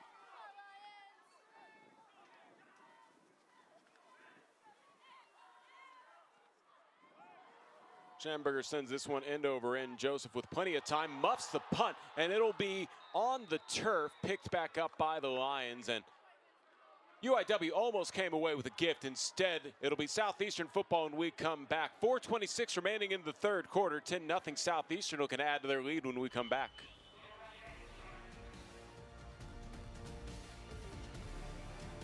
Offers everything you need to get the most out of your accounts every day. With digital banking, you can pay bills online, set up personalized budgeting tools, easily transfer money between accounts, and more. Plus, you can get paid up to 2 days sooner when you set up direct deposit. Get started at cu1.com.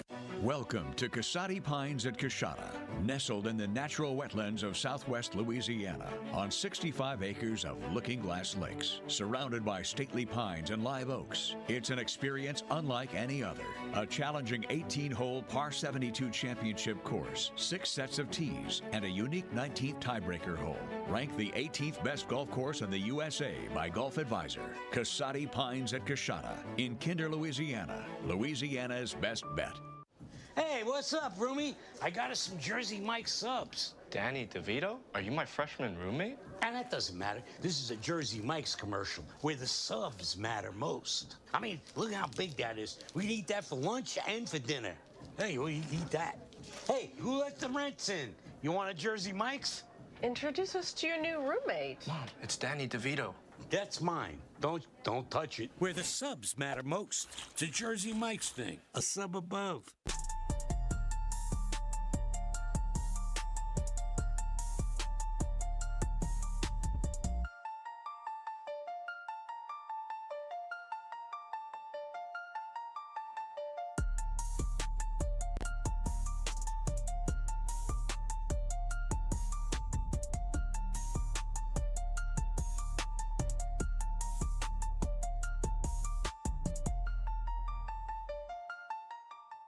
Credit Union One Free Checking has everything you need to bank on the go. Make deposits and more with our highly rated mobile app. And get your direct deposit up to 2 days sooner with CU1 Early Pay. Open your account in minutes at creditunion1.org.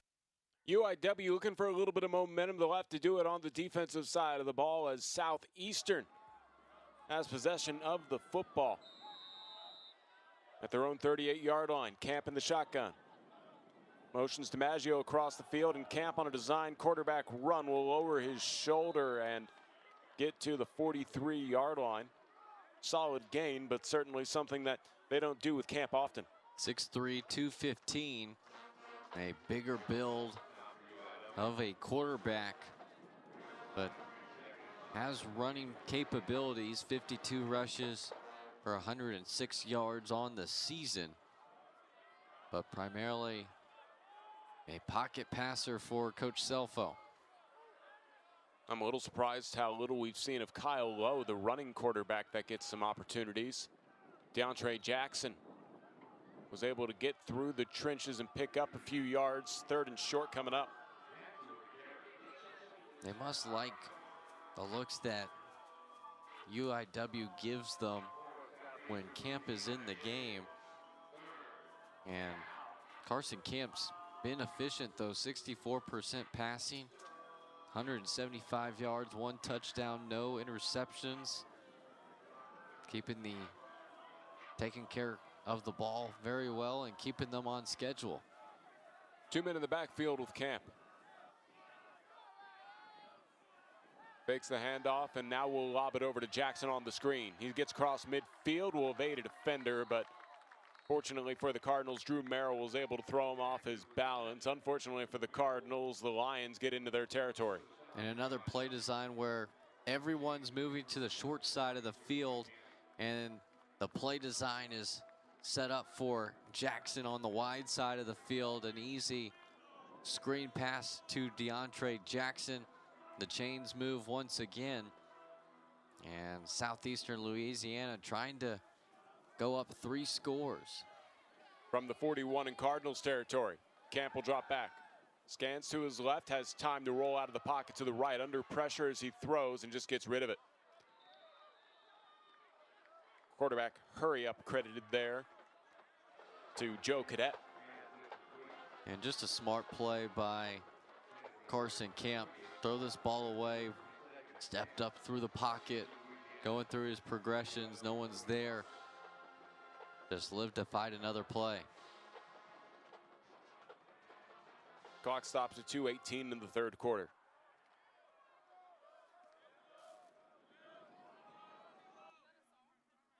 Camp has Jackson to his left.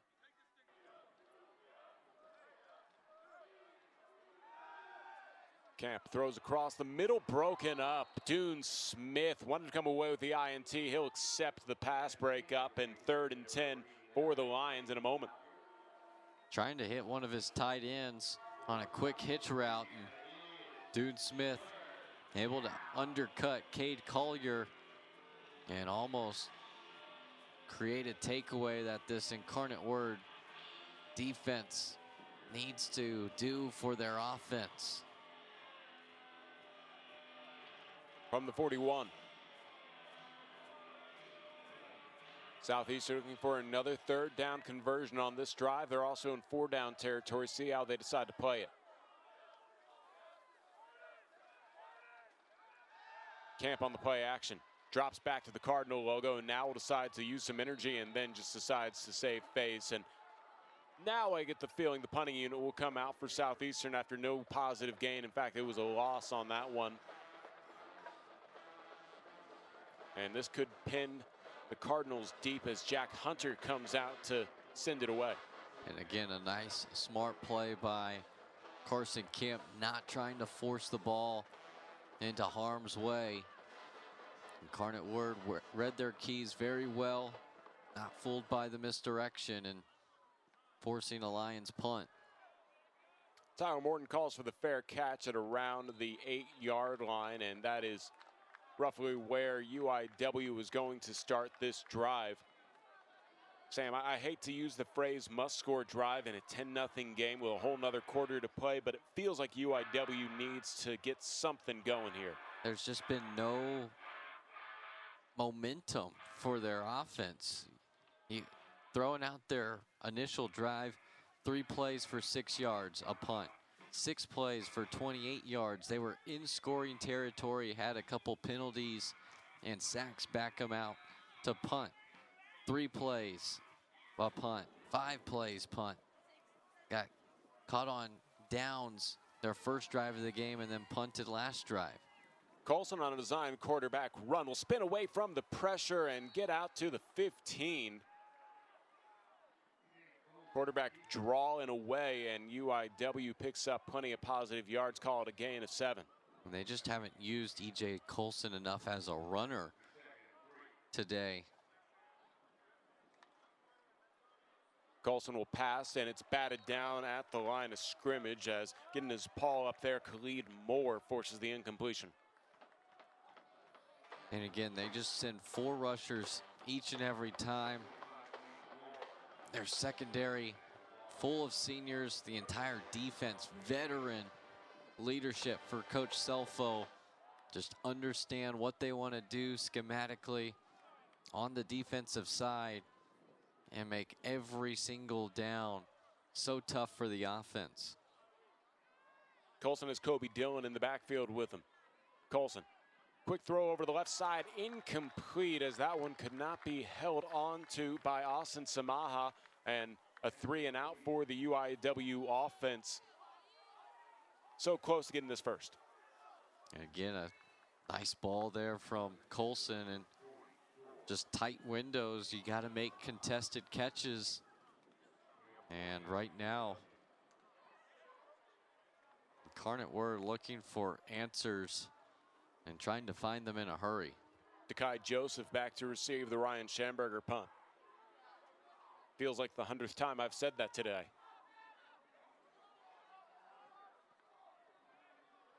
This one will be short.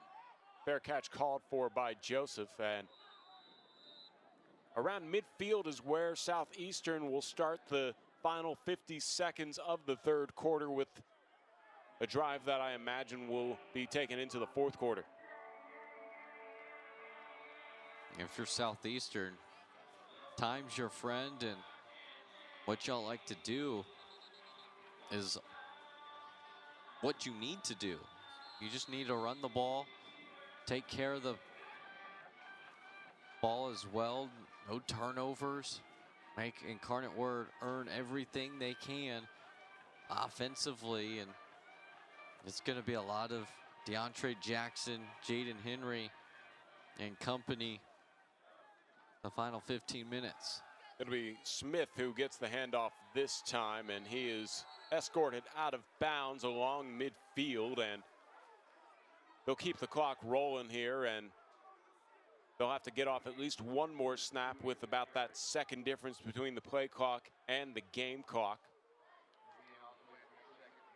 They'll even say that goes back to the 49. This gives Incarnate Word defense time to really put some pressure on Camp and try and create a turnover. Camp will drop back for a pass under pressure. Keeps his eyes downfield, will sling it to nobody in particular. I guess in the general area, Kentrell Prejean had no chance of catching it, and 2 seconds remain in the quarter, so there will be one more play. And again, just good coverage down the field by Incarnate Word, forcing Camp out of the pocket and continuing to keep the ball out of harm's way. Offense isn't getting it done. The Incarnate Word defense is held firm, trying to keep them in this ball game, but feels like they need a turnover and return it for 6. 3rd and 11. Hayes makes the catch and stays on his feet after a couple initial hits, but will be well short of the yard to gain. And the punting unit will come out when we come back. Final 15 minutes of football in the season from Gale and Tom Benson Stadium when we come back. 10-0 Southeastern heading into the 4th.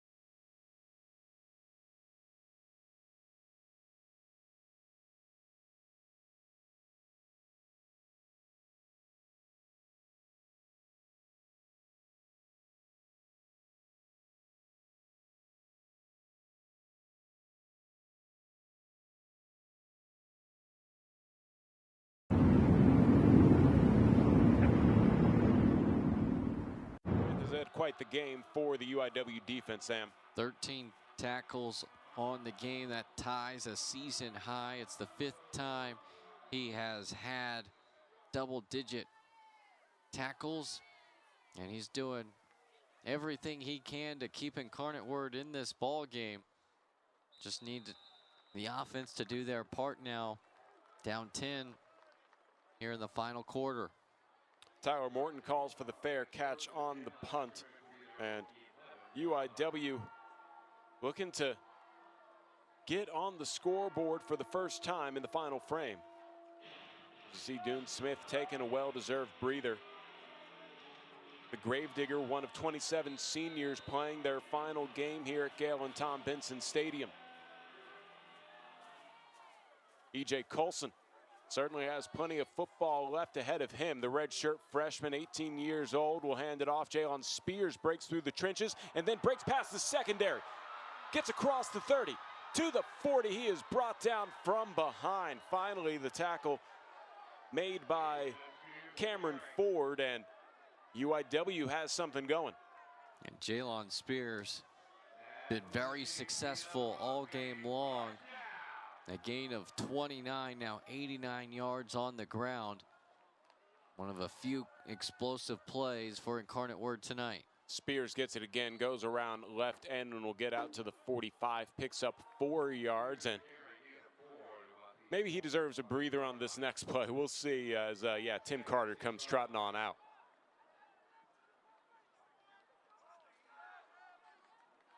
That's going to kill their momentum and rhythm, though, when they sub out. Gives Southeastern a chance to sub as well, and they like to take their time getting those subs in. Colson will hand it off. Tim Carter trying to go up the middle will fight his way forward for about 3 yards. UIW stays on schedule but faces another third down. And it's a not good sign when one of your offensive linemen is hurt, and we'll take a break. Hopefully everything's all right. We'll step aside. 10-0 Southeastern.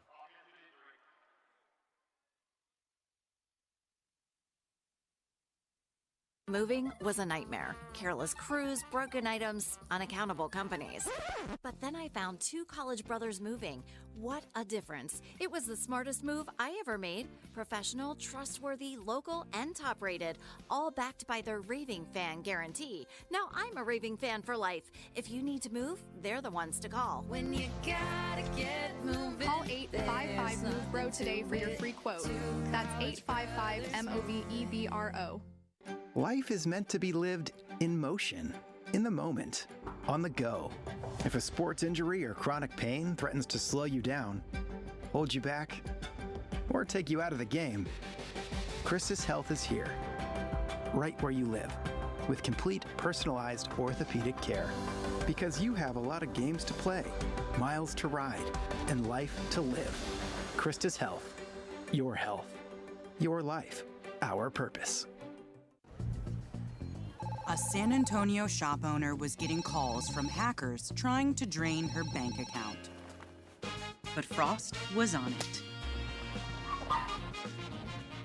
When they couldn't reach her, they drove over to what? To stop the call? What the fraud? The scammers tried to clean her out. So Frost handled the scandal. Yep, and now business is blooming. Got him. Got him good.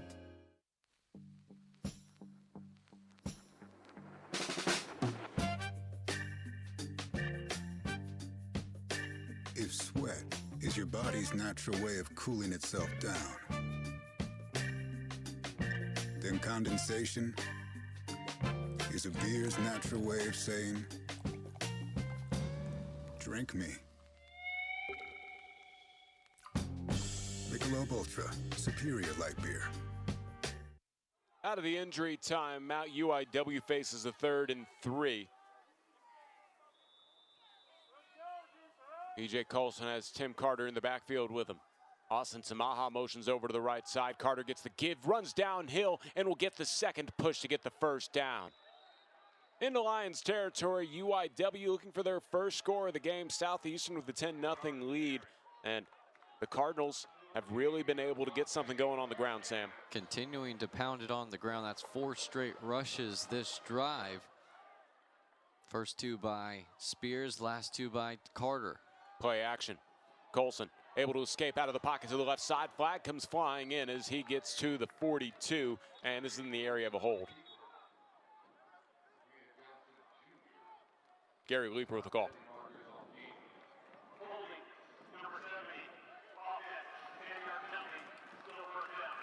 So,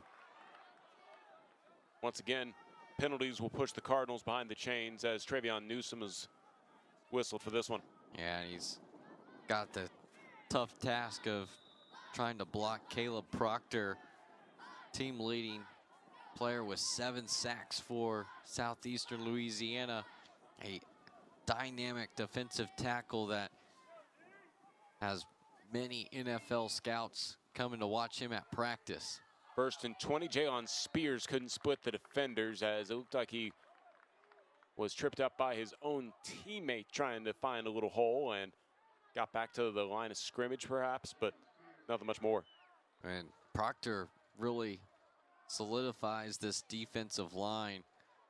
The inside presence, but also letting the outside players like Khalid Moore, Rowan Briggs get after it on the edge. Colson, pocket collapses and he will be sacked. Lassoed down by Evan Aubrey, and that'll set up 3rd and a mile. And again, they continue to just pound 4-man rushes and getting to E.J. Colson. 1 game left for UIW. They will be at Houston Christian next weekend on the 22nd. That game on ESPN+. 3rd and 25 for UIW's offense. Obvious passing down. Colson lobs it over, and Josh Lorick tries to find a lane. He will be brought down by Ja'Kyrie Jones at the ankles, and 4th down in the punting unit coming out. Another UIW drive stalled by a penalty.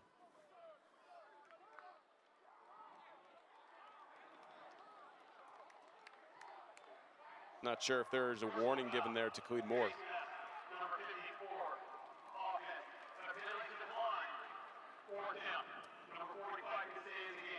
Okay, so I saw Khalid Moore's helmet come off, and that is because of a face mask, so that's why he wasn't penalized for continuing the play after his helmet came off. That's what I assumed was going on. They called the face mask instead, and now we have a punt from Ryan Schamberger, sending it to Dakai Joseph.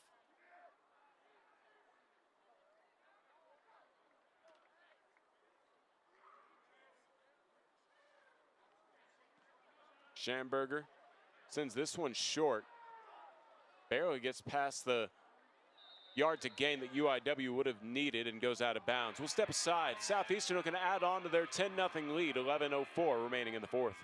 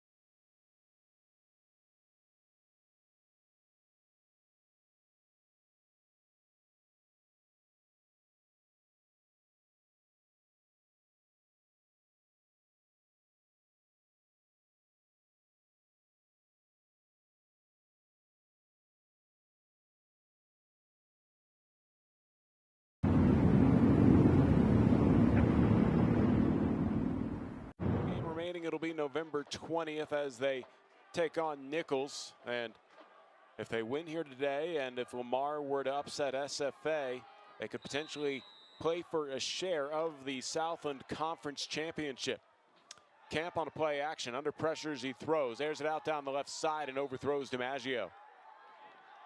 Flag comes in at the end of the play. Extracurriculars. Looks like it might go against UIW.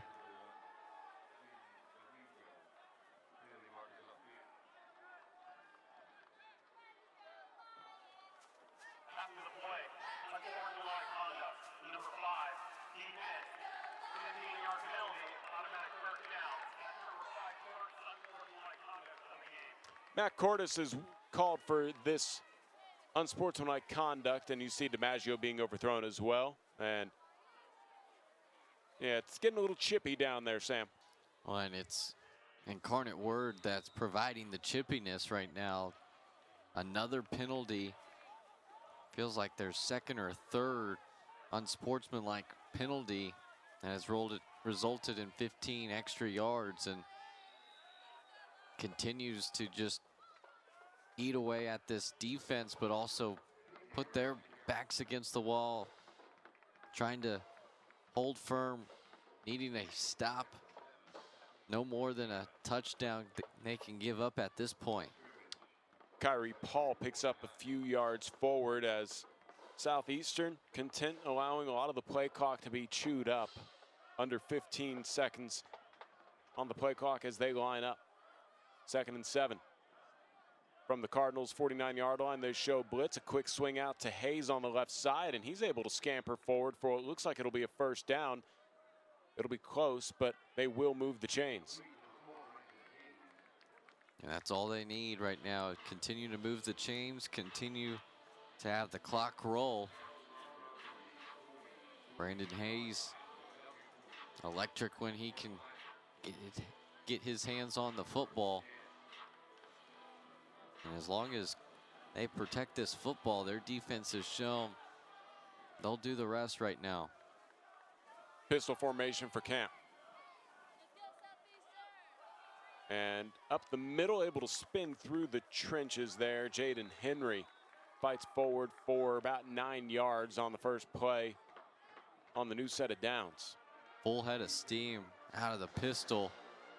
And Jaden Henry putting his nose down and running really hard. That's the identity of this Southeastern team. Hard-nosed football. Want to play in between the tackles, and they've done that today. 2nd and 2. Henry hitting the backfield, goes backwards, stays on his feet though, trying to escape some would-be tacklers and finally chopped down for a loss to the 40.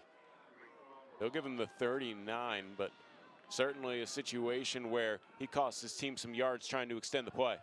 Yeah, 2 missed tackles by Declan Williams and Matt Cordes, but those 2 missed tackles pushed Henry further and further from the original line of scrimmage.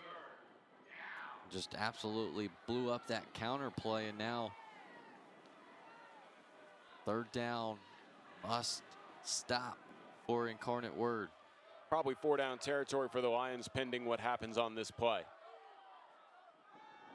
Jackson gets it outside, and he has it fall incomplete as he thought about turning upfield before completing the catch. Whistles officially blow to end the play, and now the punting unit will come on out for the Lions after no yards being picked up on 3rd and 7. And even if they got yards there, it still might have been punt territory for Southeastern. Just understanding at this point it's a possession game and field possession game as well. Incarnate Word has had so much difficulty moving the football. Sent away by Jack Hunter, and Tyler Morton fakes the fair catch, and it'll bounce into the end zone for a touchback. Nice effort there to try and down it at the 1. Not going to happen there for Deshaun Hughley. No, they are going to give him the 1. Wow. I take that back. 99 yards separate UIW and getting on the scoreboard, and what a great touchback. I thought his heels might have been down, and they give him the one. Wow. Great job by Hughley to put the Cardinals as far away from the end zone as possible. I mean, they are inside the one, so it's almost 99.5 yards. I'm like you. I'm surprised they gave him the spot with his momentum carrying into the end zone. Carter, tasked with getting out of the end zone, is able to use that full frame and get to about the 5 on a nice job making something on the most simple play possible that everybody knew was coming. Got to give them enough room to operate, but also they got to kick it into high gear, needing 2 scores. Carter once again able to follow the right side of his line close to the yard to gain. They'll mark him just short. And nope, they do move it. There you go. Took a moment for the officials to confer, but UIW 99 yards away to start this drive, able to pick up 10 on their first set of downs. Now working it outside to the right side. Carter carries a defender with him as he picks up another first down. And they continue to pound the rock. The last 2 drives really relying on the rushing attack. 33 rushes from 5 different ball carriers for 140 yards. Tim Carter, a workhorse, as he gets forward another 4 yards, and an injury on the field for a Lions defender. This looks to be no contact, and we'll let him get tended to. 6:42 remaining in the ball game. UIW in a must-score drive. When we come back, it continues.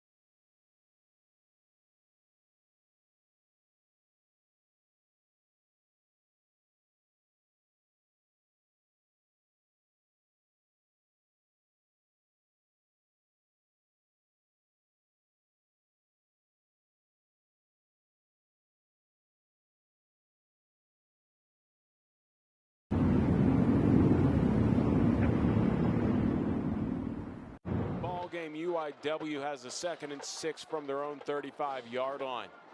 Sam, we talked about it maybe about 10 minutes ago, game time, that it's not quite a must-score drive, but this one is. Definitely is. Doesn't matter if it's a field goal or a touchdown. Would much rather have this drive be the touchdown and score the field goal on your next possession, but you got to work with some pace as well, because the clock is not your friend if you're Incarnate Word. Timothy Carter continues to move the football for UIW, picks up a new set of downs on that 2nd and 6, gets the ball to the 43. E.J. Colson looking for a pass. Colson throws a dart to the left side. It's caught across midfield. A little bit more. Josh Lorick picks up another first down for UIW. A nice quick hitch from Colson to Lorick. It's been a quiet day for Colson and the wide receiving core, but able to come through in a big time. Lorick able to follow some blocks, close to another first down as he gains 9, and UIW marching down the field. This is a drive that started inside the 1. And this is the type of UIW team we're used to seeing offensively, playing with plenty of pace. Whistles will stop this play. Looks like it'll go against the Cardinals, typically the scenario, but they do motion for offsides as well. Line judge. Offside, number 2, defense with contact, 5 yards. Caleb Proctor called for offsides with contact. That's why they stopped the play.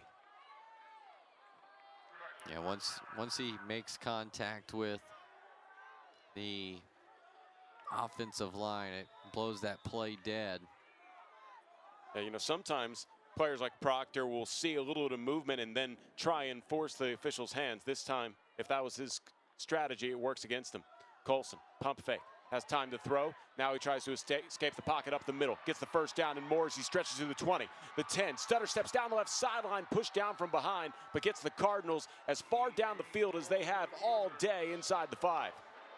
Just a great job of moving his way up into the pocket, and then he becomes a ball carrier. Great vision, tightrope in the sideline, and Incarnate Word 5 yards away from pay dirt. Blaine Delahousse is down on the field. He was the one who pushed Colson from behind and seemed to have taken a little bit of damage trying to clean up the play. 5 minutes straight up to play in the 4th quarter. Southeastern with a 10-0 lead, so even if UIW does get a touchdown out of this, they're going to still need to find another way to get the football back and score before the end of the game. Both teams with 3 timeouts. Still have the 2-minute timeout as well, so it's not a must-have onside kick. Incarnate Word can kick at the distance, play some defense, get a stop, and get the ball back for their offense. But first, they've got to put this drive into points, specifically 6 points. Tim Carter in the backfield. It'll be a designed run for E.J. Colson. He follows his blocks, lowers his shoulder, was able to pick up a couple yards, but is just short of the goal line.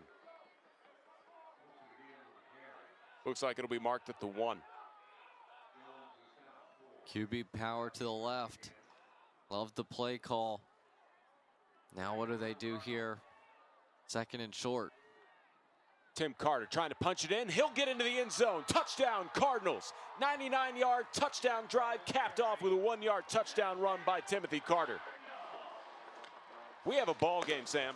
Southeastern pinned them as far back as they could go, and Timothy Carter finds the end zone for the first time for Incarnate Word tonight. A 10-play, 99-yard drive that took 3:37 off the clock.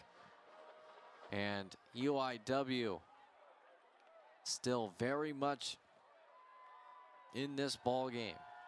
Injured Cardinal in the end zone will keep us from the point after attempt for the moment. 4:21 remaining in the 4th quarter. The 4th touchdown of the season for Timothy Carter after picking up 2 touchdowns last week against Northwestern State. Now, with all 3 timeouts left, UIW, whose defense obviously has played pretty well themselves, only allowing 10 points so far, will be tasked for one more stop, and hopefully for the Cardinals enough time to march down the field and potentially have a game-winning drive.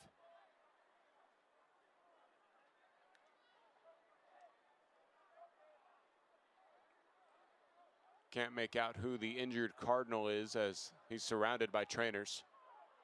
Travion Newsom is who were being relayed to by the truck.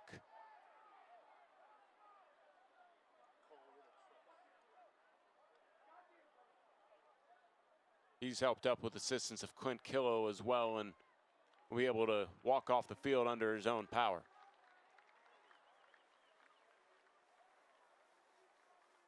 Tell you what, Travion Newsom is not a man that you want to mess with, and if you're ever in a dark alley, you know that you'd be good if he's on your side.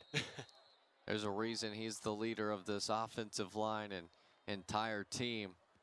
Graduate from Acres Home, Texas, transferred to Incarnate Word from Southern, and a big reason to the success of Incarnate Word the last few years has been Travion Newsom.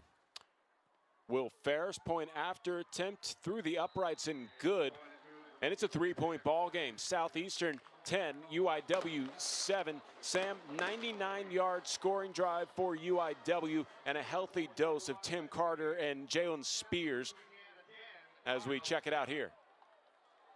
Yeah, 8 rushes, only 2 passing plays, and I mean, you look at the dispersion of rush versus pass this entire game. 38 rushes, that's just 21 passes for Incarnate Word. They have really tried to establish the run game, and they've done that, averaging over 5 yards per carry. And now they find themselves in a one-possession game, needing a stop from their defense. Ethan Brumgard will kick this one off. It's a line drive that'll bounce at the 10 and then through the end zone, out of bounds right around the pylon. So it doesn't look like it'll be a touchback. This one might have gone out of bounds right before. Kick out of bounds. As you heard Gary Leeper explain, 35-yard line is where this drive will start for Southeastern. And well, UIW's defense tasked with getting at least one more stop. The Lions offense looking for a drive to put this one away. Yeah, all they need is a few first downs here, and I think Incarnate Word still thinks that one went through the end zone, and I thought so too, but instead the kick out of bounds puts Southeastern at the 35. The 10 yards perhaps a bit trivial. UIW hoping for at least a 3 and out, if not a turnover outright. Jackson will get the give. Jackson tried to turn the corner, was able to get a yard forward, but Dune Smith brings him down, only 3 yards picked up. Southeastern continuing to work that outside zone here on first down. Able to put his foot in the ground was Jackson and get upfield, but Incarnate Word's done a good job against the run today, holding them to just 3.6 yards per carry, under 100 yards on the ground for Southeastern. Play clock under 5 out of the pistol. Jackson wanted to pitch it back, it looked like, but instead he was swallowed up by black helmets. And Coach Killo hanging on to the timeouts right now, but what pursuit there from John Mathis. He and Declan Williams, last 4 games, 3 sacks apiece, 10 total tackles for loss. It's a defense that's had 15 sacks and 29 tackles for loss the last 4 games. And they need a stop here on third down. Looking for the 3 and out. UIW defense showing a little bit of blitz. Camp has time to throw. Pocket collapsing though as he tries to scramble out of it. He's able to escape to the right side. Tries to hurdle the defender, but he is undercut and short of the yard to gain. And that should bring out the Lions punting unit. Timeout called by UIW to preserve the clock. It stops at 2:47. What an effort by Carson Camp, trying to go airborne, climb the ladder. No one open down the field. Smartly tucking it down to run and just coming up a few yards short. A big stop for Incarnate Word, but they have to be wary of the fake. have already fallen victim to it. I don't think Coach Selfo is going to do it here in this spot, but you also didn't expect it on the first drive of the game deep in their own territory. Get the feeling UIW is saying the exact same thing. Be ready for the fake. Tyler Morton back deep to receive this punt.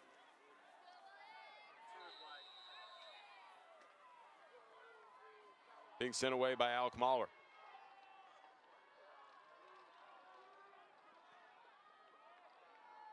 Morton calls for the fair catch as he tracks it down just past the 15. 2:41 remaining in the ball game. UIW came up with a 99-yard scoring drive the last time the offense was on the field. They're looking for a game-winning drive here as they'll start at the 19. And this is just how you drew it up and knew this game was going to be decided late in the game between two powers in the Southland Conference. It's been a tough, disappointing season for Incarnate Word, but trying to close out the year on a winning streak and can continue to play spoiler here in the second to last week of the regular season. Colson fires over to the right side. Josh Lork, who was on the move, makes the catch, and I think he might have picked up maybe a yard on the play. They'll give him 2. And Zach Johnson continuing to have an outstanding game, being that outside corner. Empty backfield for Colson. Designed quarterback draw. He's not going to be able to escape to the right like he had hoped. They'll give him a yard more. Feel like this is 4-down territory, but we'll have the 2-minute timeout to decide what's going to happen here as UIW, well, we won't have the 2-minute timeout. It looks like there's a defensive injury. Yeah, there's a defensive injury that'll stop the clock at 2:07. We were heading towards the 2-minute timeout, and I wouldn't be surprised if UIW uses this to their advantage to try and get one more playoff should they so choose, or if on the big 3rd down they want to take the time to talk it over.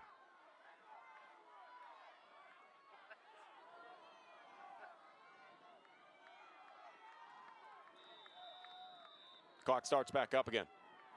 Cardinals in formation.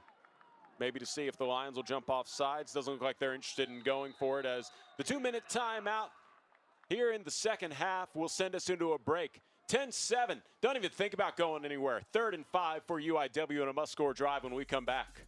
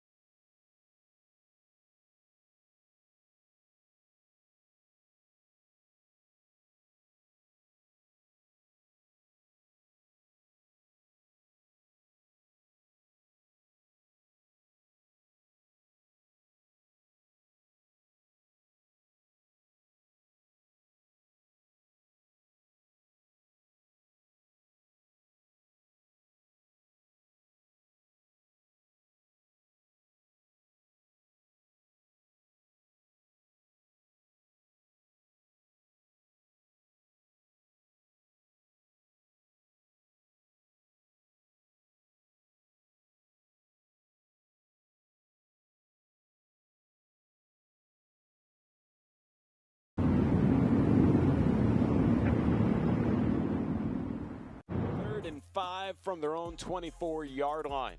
Senior day coming to a close here in San Antonio as the sun continues to set on the field that runs east to west. Shadow covering the entire field. Colson in the shotgun, Tim Carter to his right. Jaden James goes in motion. Hand off, Tim Carter fights forward and will pick up a couple yards, but fourth down coming up.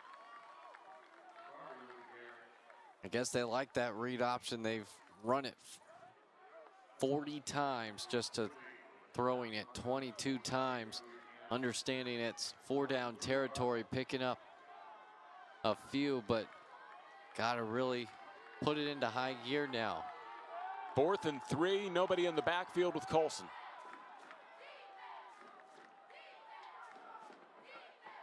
He'll now motion over Carter. Carter, head of steam, lowers his shoulder, fights forward, has the first down for UIW. Just very gutsy to run it, not just on 3rd down, but also 4th down.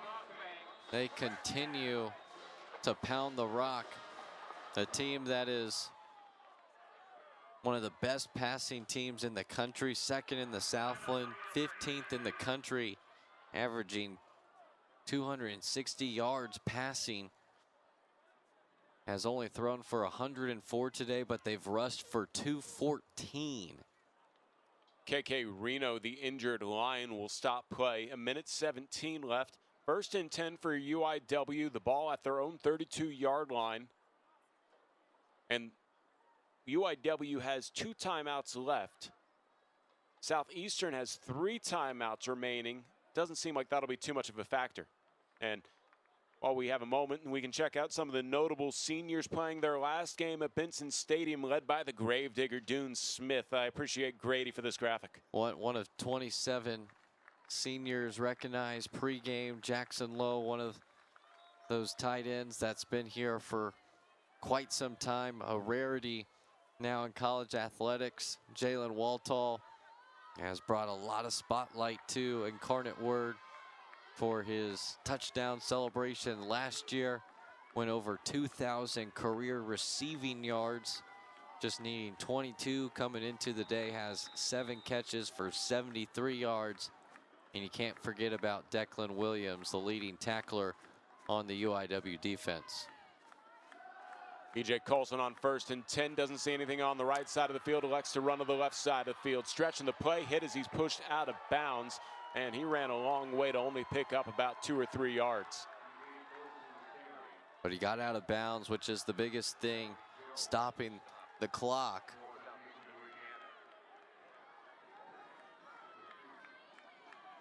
Jakiri Jones getting a hit on the quarterback. Colson drops back. Slings it over to the right side, almost intercepted. It was in the hands and then not able to hold on to it. Zach Johnson, that would have capped off an amazing day for him. And might be 15-yard penalty on Incarnate Word right here.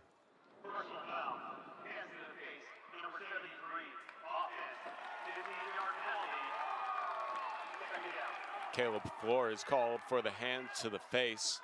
Penalties have been a drive killer for UIW all day.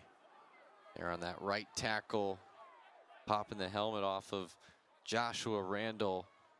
Just a twist up front from Southeastern Louisiana as they continue to just rush for, play coverage with 7 players. And that 15-yard penalty is an absolute killer for Incarnate Word. 2nd and 22. Ball on the 20 yard to gain is the 43. Colson slings it over to the right side. And Carter catching it out of the backfield to be dropped. And then no extracurriculars, timeout called for UIW to preserve the 50 seconds on the clock.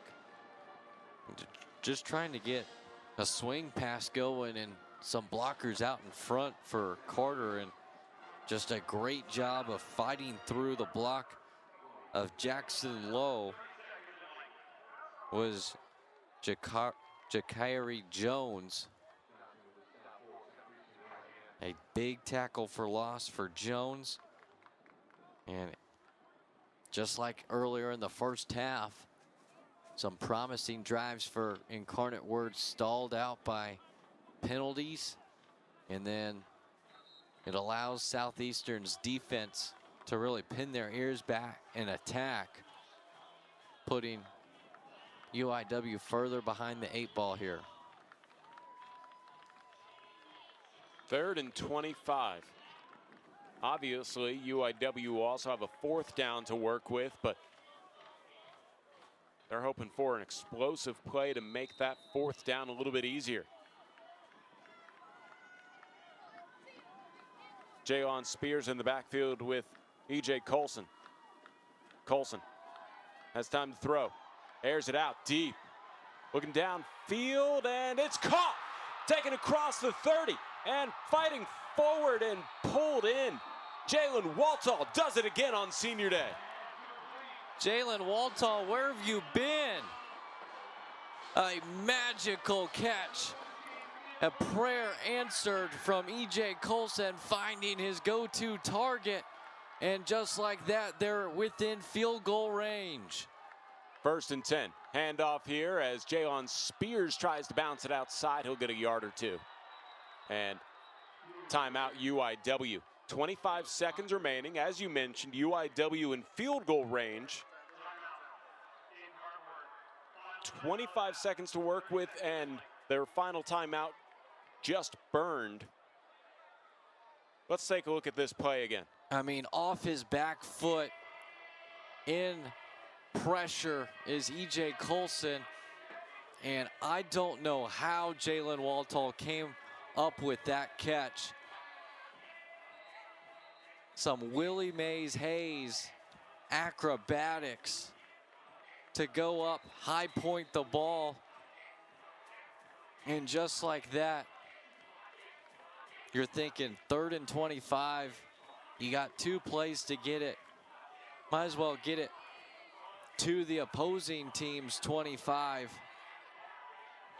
I mean, the arm strength of E.J. Colson as he somehow maneuvers around the safety. Jalen Waltall, you are something special, kid. Colson hands it off to Carter. Full head of steam to get to the 20. UIW wants to spike it. That'll set up 4th down and then bring out the field goal unit. Colson under center, kills the clock. 11 seconds remaining in the ball game, and it all rests now on Will Ferris. It'll be roughly a 37-yard field goal. The Lions fans in front of us are pacing. They thought that they had this one well in hand. And now, Will Ferris with the game on the line. 38-yard field goal attempt.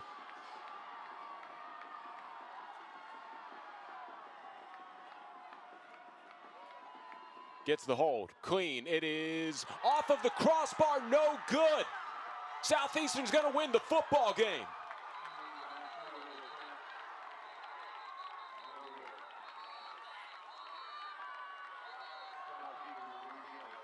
Heartbreaker for UIW in the closing moments of senior day. I don't know if that was just not his best swing or if it got blocked, but it knuckled as it came up to the uprights. And it's just been that type of year for Incarnate Word. So close. But like Coach Killo has said, football, sometimes it just doesn't bounce your way. It's bounced their way a lot this year. But this season, it has not gone their way as much. The formality of the final snap completed. And one more look at the missed field goal attempt. It does look like that one might have been deflected on a jump by a Lion.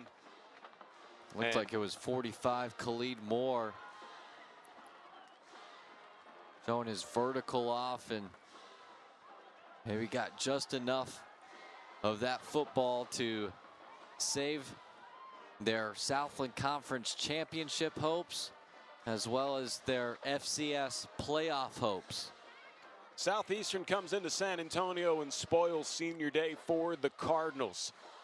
So for Sam Kamen and the rest of the ESPN crew, I've been Carl Schoening saying so long from Gale and Tom Benson Stadium, where the final score is 10-7, Southeastern with the victory over UIW. All games airing on the ESPN Network are streaming live and archived on the ESPN app. This has been a presentation of the Southland Conference and ESPN. All rights reserved. Good night, everybody.